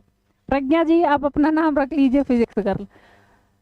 पूरी की पूरी बायो यहाँ पर साइंस कंप्लीट हो जाएगी, है ना? क्यों शिव कुमार जी, पूरी की पूरी साइंस यहाँ पर कंप्लीट हो जाएगी। हाँ स्वाति जी सही बता रही हैं, स्वाति जी सही कह रही हैं। गलत होगा तभी तो सही होगा, बिल्कुल सही बात है। यहाँ पर हम गलत कर लेंगे कोई दिक्कत नहीं है, लेकिन एग्जाम में गलत करके नहीं आना है ना? एग्जाम में गलत करके नहीं आना है। क्यों? क्योंकि यहाँ पर हम प्रैक्टिस ही इसीलिए कर रहे हैं ताकि हम एग्जाम में गलती ना करें। चलिए अच्छा बताइए क्या होगा यहाँ पर राइट आंसर।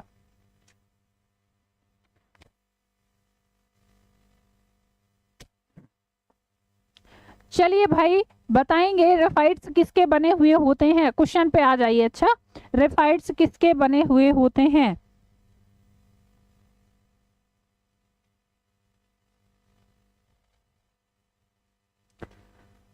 चलो तो बताएंगे कि रेफाइड्स, जैसा कि सभी लोग आंसर कर रहे हैं, ये कैल्शियम ऑक्सलेट के बने हुए होते हैं।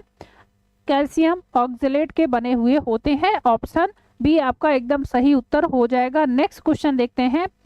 Tylosis occurs in. टाइलोसिस किस में पाए जाते हैं? हाँ बिल्कुल सही बात है शिवानी जी, बहुत ही बेहतरीन मौके हैं आपके पास। अभी आपको पता है आपका एलटी एग्जाम का EMRS का पेपर भी है ना?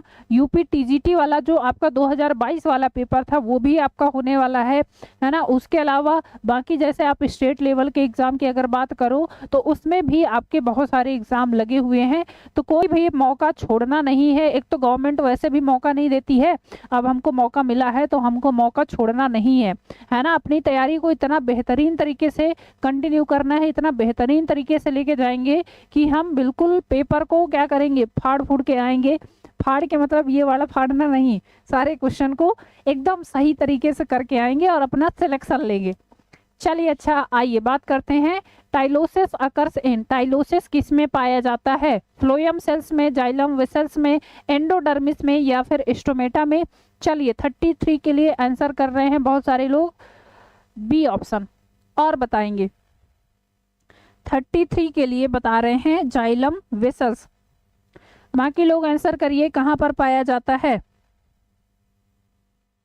हाँ तो टाइलोसिस क्या होता है? गुब्बारे जैसी बाहरी उभार की संरचना होती है ना? गुब्बारे जैसी संरचना होती है और ये जाइलम वेसल्स में पाया जाता है। एकदम सही उत्तर हो जाएगा आपका राइट आंसर।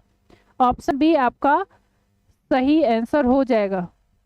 हाँ चलिए शिवानी जी आगे बढ़ते हैं नेक्स्ट क्वेश्चन की तरफ। अगला क्वेश्चन देखिए 34। Dog lichen is the common name of dog lichen किसका सामान्य नाम है? डॉग लाइकेन, इनमें से किसे डॉग लाइकेन के नाम से जाना जाता है? चलिए, पहला ऑप्शन दिया है क्लेडियोना, बी ऑप्शन पेल्टिजेरा, सी ऑप्शन है सिट्रेरिया एंड डी ऑप्शन है रोसेला। इनमें से किसे डॉग लाइकेन कहा जाता है? चलिए अच्छा आंसर करेंगे फटाफट से। डॉग लाइकेन किसको कहा जाता है? इनमें से किसे डॉग लाइकेन कहा जाता है? फटाफट से बता दीजिए क्या होगा राइट आंसर। चलिए सारे लोग आंसर कर रहे हैं, बिल्कुल ये है पेल्टिजेरा, इसको डॉग लाइकेन कहा जाता है। ऑप्शन बी आपका यहाँ पर एकदम सही आंसर हो जाएगा। ठीक है, क्लेडोनिया को कहा जाता है रेंडियर मॉस, है ना, इसको रेंडियर मॉस कहा जाता है। और रोसेला ये लिटमस पेपर जो होता है वो होता है। क्लियर? चलिए तो यहाँ पर आपका राइट आंसर बी हो जाएगा। नेक्स्ट क्वेश्चन देखते हैं, साइकस और कोनिफर के बीच की कड़ी, the common link between cycas and conifers, इनके बीच की कॉमन लिंक कौन सी है? फर्स्ट ऑप्शन है एडेफ्रा, बी ऑप्शन क्यूप्रेसिस, सी ऑप्शन है जिंको एंड डी ऑप्शन है ट्यूगा स्यूगा। चलिए बताएंगे, आगे बताइए साइकस और कोनिफर्स के बीच की कनेक्टिंग लिंक कौन सी है? क्या होगा यहाँ पर right answer? What is the connecting link between cycas and conifers? चलिए भाई आंसर करेंगे सारे लोग। 35 के लिए बता रहे हैं सी। हाँ बिल्कुल सही बात है, ये सजीव और निर्जीव की कड़ी माना जाता है ना। सजीव और निर्जीव के बीच की क्या है, जैसे आप बात करते हो वायरसेस की, वो सजीव निर्जीव की कड़ी माने जाते हैं। इनमें प्लांट केस में हम बात कर रहे हैं, लिविंग फॉसिल है ना, जिंको को कहा जाता है लिविंग फॉसिल। और ये कह सकते हैं कि ये सजीव और निर्जीव जातियों का सदस्य कहलाता है। क्लियर? जिंको को कहा जाता है सजीव और निर्जीव जातियों का सदस्य। ठीक है भाई, तो ऑप्शन सी एकदम सही उत्तर हो जाएगा आपका। ठीक है, चलिए आगे बढ़ते हैं नेक्स्ट क्वेश्चन की तरफ। अगला क्वेश्चन है X174 कंटेन्स X174 कोलीफेज कंटेन्स, इसमें क्या होता है? X174 कोलीफेज में क्या होता है? चलिए इसको X नहीं कहेंगे, ये 5 होता है ना, 5174 ऐसे करके लिखा जाता है। अब बताइए 5174 में क्या होता है? ये 5 कर लीजिए आप। चलो भाई फटाफट से आंसर करिए। अच्छा 36 के लिए बताएंगे। 36 के लिए इसमें DS DNA होता है, डबल सर्कुलर DNA होता है, या फिर DS RNA होता है, डबल सर्कुलर RNA होता है, सिंगल स्टैंडर्ड DNA होता है, या फिर सिंगल स्टैंडर्ड RNA होता है।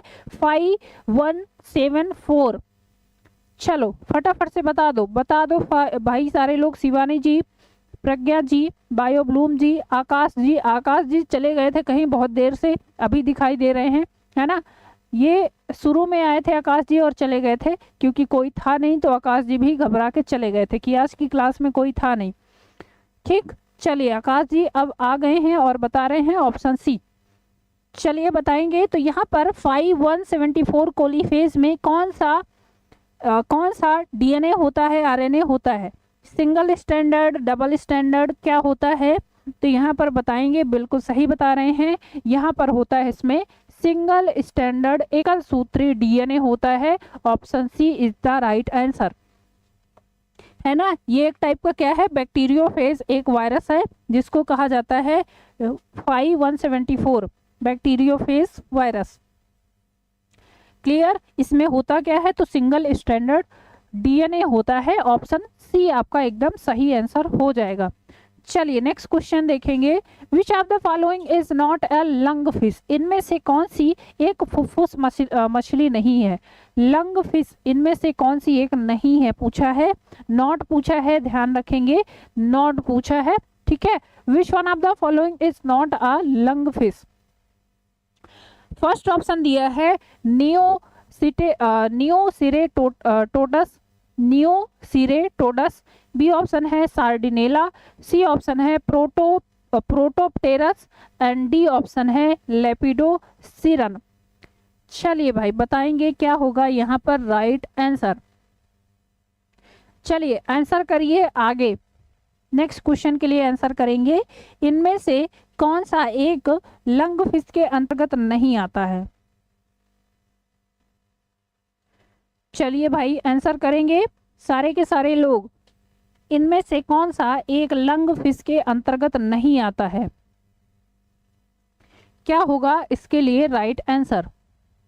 तो यहाँ पर बताएंगे कि सार्डिनेला नहीं होता है लंगफिश, बाकी ये सारी की सारी जो आपको ऑप्शन दे रहे हैं ये सारे के सारे लंगफिश होते हैं। ठीक है, ऑप्शन बी आपका यहाँ पर सही उत्तर हो जाएगा। हाँ, सार्डिनेला बिल्कुल सही बात है, सार्डिनेला नहीं है, बाकी सारे आपके लंगफिश के अंतर्गत आते हैं। नेक्स्ट क्वेश्चन पढ़ेंगे। चलिए अगले क्वेश्चन की बात करते हैं। Which of the following is not a coral? इनमें से कौन सा एक कोरल नहीं है? इनमें से कौन सा एक कोरल नहीं है? First option Pennatula, B option Tubipora, C option Oculina and D option Cyanea. Coral पढ़ते हो ना आप, कोरल? चलिए बताइए भाई, कोरल पढ़ते हैं, कोरल रीफ पर आप इसको इकोसिस्टम में पढ़ते हैं जो कि कॉलोनी के फॉर्म में पाए जाते हैं, है ना। चलिए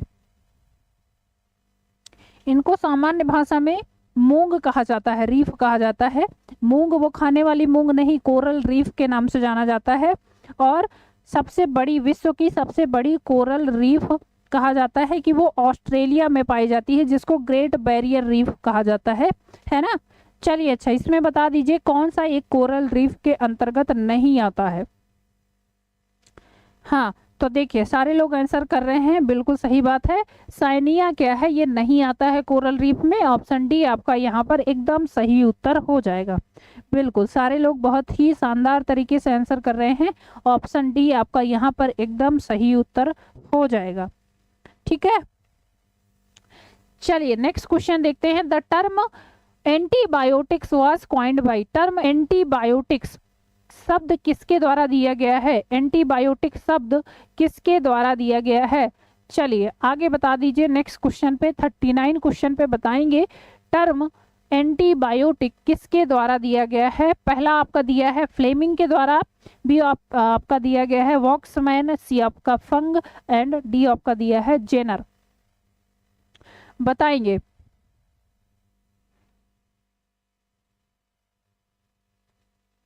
चलिए बताएंगे क्या होगा यहाँ पर राइट आंसर। एंटीबायोटिक किसने दिया था? सबसे पहले एंटीबायोटिक शब्द का इस्तेमाल किसके द्वारा किया गया था? चलिए 39 के लिए बताइए सारे के सारे लोग राइट आंसर। चलिए शिवानी जी बता रही हैं फंग टर्म विटामिन। अरे भाई अभी फिलहाल बताइए, अभी फिलहाल आप लोग बताइए टर्म एंटीबायोटिक किसके द्वारा दिया गया है? टर्म एंटीबायोटिक शिवानी जी बता रही हैं 39 का बी। और लोग आंसर करिए, जल्दी जल्दी सारे लोग आंसर करिए एक बार फटाफट से। चलिए क्वेश्चन में बढ़ते हैं और ये आपका सेकंड लास्ट क्वेश्चन है। इसके बाद एक क्वेश्चन और है, उसके बाद हम अपनी श्रृंखला को यहीं खत्म करेंगे और कल आपसे इसी टाइम पर मिलेंगे। कल आपकी क्लास 10 बजे से ही होगी, अभी हम इस पे बात करेंगे। ठीक है, कुछ लोग कह रहे थे मैम 11 बजे से वो वाली क्लास रख लीजिए, तो अभी इस पे देखते हैं। चलिए फिलहाल आप बताइए क्या होगा यहाँ पर राइट आंसर। शब्द एंटीबायोटिक एंटीबायोटिक शब्द किसने दिया था, ये पूछा है। एंटीबायोटिक शब्द किसने दिया था? यहाँ पर बहुत सारे लोग आंसर गलत करके आ जाते हैं, है ना। क्यों? क्योंकि कहेंगे कि मैम हमने पढ़ा है कि जब जैसे ही एंटीबायोटिक का नाम सुना नहीं कि हमारे दिमाग में क्लिक किया कि फ्लेमिंग की बात आ जाती है। तो फ्लेमिंग ने भैया एंटीबायोटिक पहली दवाई खोजी थी जो कि पेनिसिलिन है। तो एंटीबायोटिक के लिए फ्लेमिंग ये लगाइएगा मत। आपसे क्वेश्चन क्या पूछा है? आपसे पूछा है एंटीबायोटिक टर्म किसने दिया है। तो जैसा कि बहुत सारे लोग आंसर कर रहे हैं वो है ये साहब हैं वॉक्समैन ने। वॉक्समैन ने बताया है, शब्द इंट्रोड्यूस किया है, टर्म जिसको कहेंगे एंटीबायोटिक। क्लियर? तो यहाँ पर आपका ऑप्शन क्या हो जाएगा? ऑप्शन बी यहाँ पर एकदम सही उत्तर है। अगर फ्लेमिंग की बात की जाए तो फ्लेमिंग ने पहली जो दवाई खोजी है एंटीबायोटिक वो बताई है, और वो बताई थी पेनिसिलिन के बारे में। तो ऑप्शन यहाँ पर जो आपका क्वेश्चन है वो आपका क्या हो जाएगा? वो ऑप्शन बी हो जाएगा। आकाश जी पूछ रहे हैं, हेलो शिवानी दीदी आप कहाँ चली गई थी? शिवानी दीदी बता दीजिए कहाँ चली गई थी। चलिए, अच्छा नेक्स्ट क्वेश्चन देखते हैं। इस सीरीज का हमारा आखिरी क्वेश्चन होगा, उसके बाद हम आगे बढ़ेंगे, कल की सीरीज में हम आगे बढ़ेंगे। ठीक है, चलिए अच्छा बताइए। अगला क्वेश्चन है, प्रोपियोना बैक्टीरियम से प्राप्त होता है, प्रोपियोना बैक्टीरियम यील्ड, प्रोपियोना बैक्टीरियम से प्राप्त होता है। चलिए भाई बताइए क्या होगा? प्रोपियोना बैक्टीरियम से विटामिन B12 प्राप्त होता है, लैक्टिक एसिड, सिट्रिक एसिड या फिर विटामिन बी। चलो भाई आंसर कर दीजिए। इस सीरीज का अंतिम क्वेश्चन है, फटाफट से आंसर कर देंगे। यहाँ पर क्या होगा राइट आंसर? विटामिन B12 होगा, लैक्टिक एसिड होगा, सिट्रिक एसिड होगा या फिर विटामिन बी होगा। चलो भाई आंसर करिए। शिवानी जी, आकाश जी, स्वाति जी, ठीक है, प्रज्ञा जी, सारे लोग आंसर करेंगे फटाफट से। क्या होगा यहाँ पर राइट आंसर?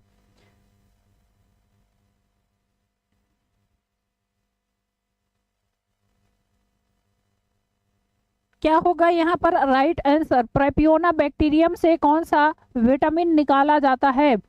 चलिए भाई आंसर कर दीजिए सारे के सारे लोग, है ना। तो यहाँ पर बताएंगे विटामिन B12, ये विटामिन B12 ये निकाला जाता है।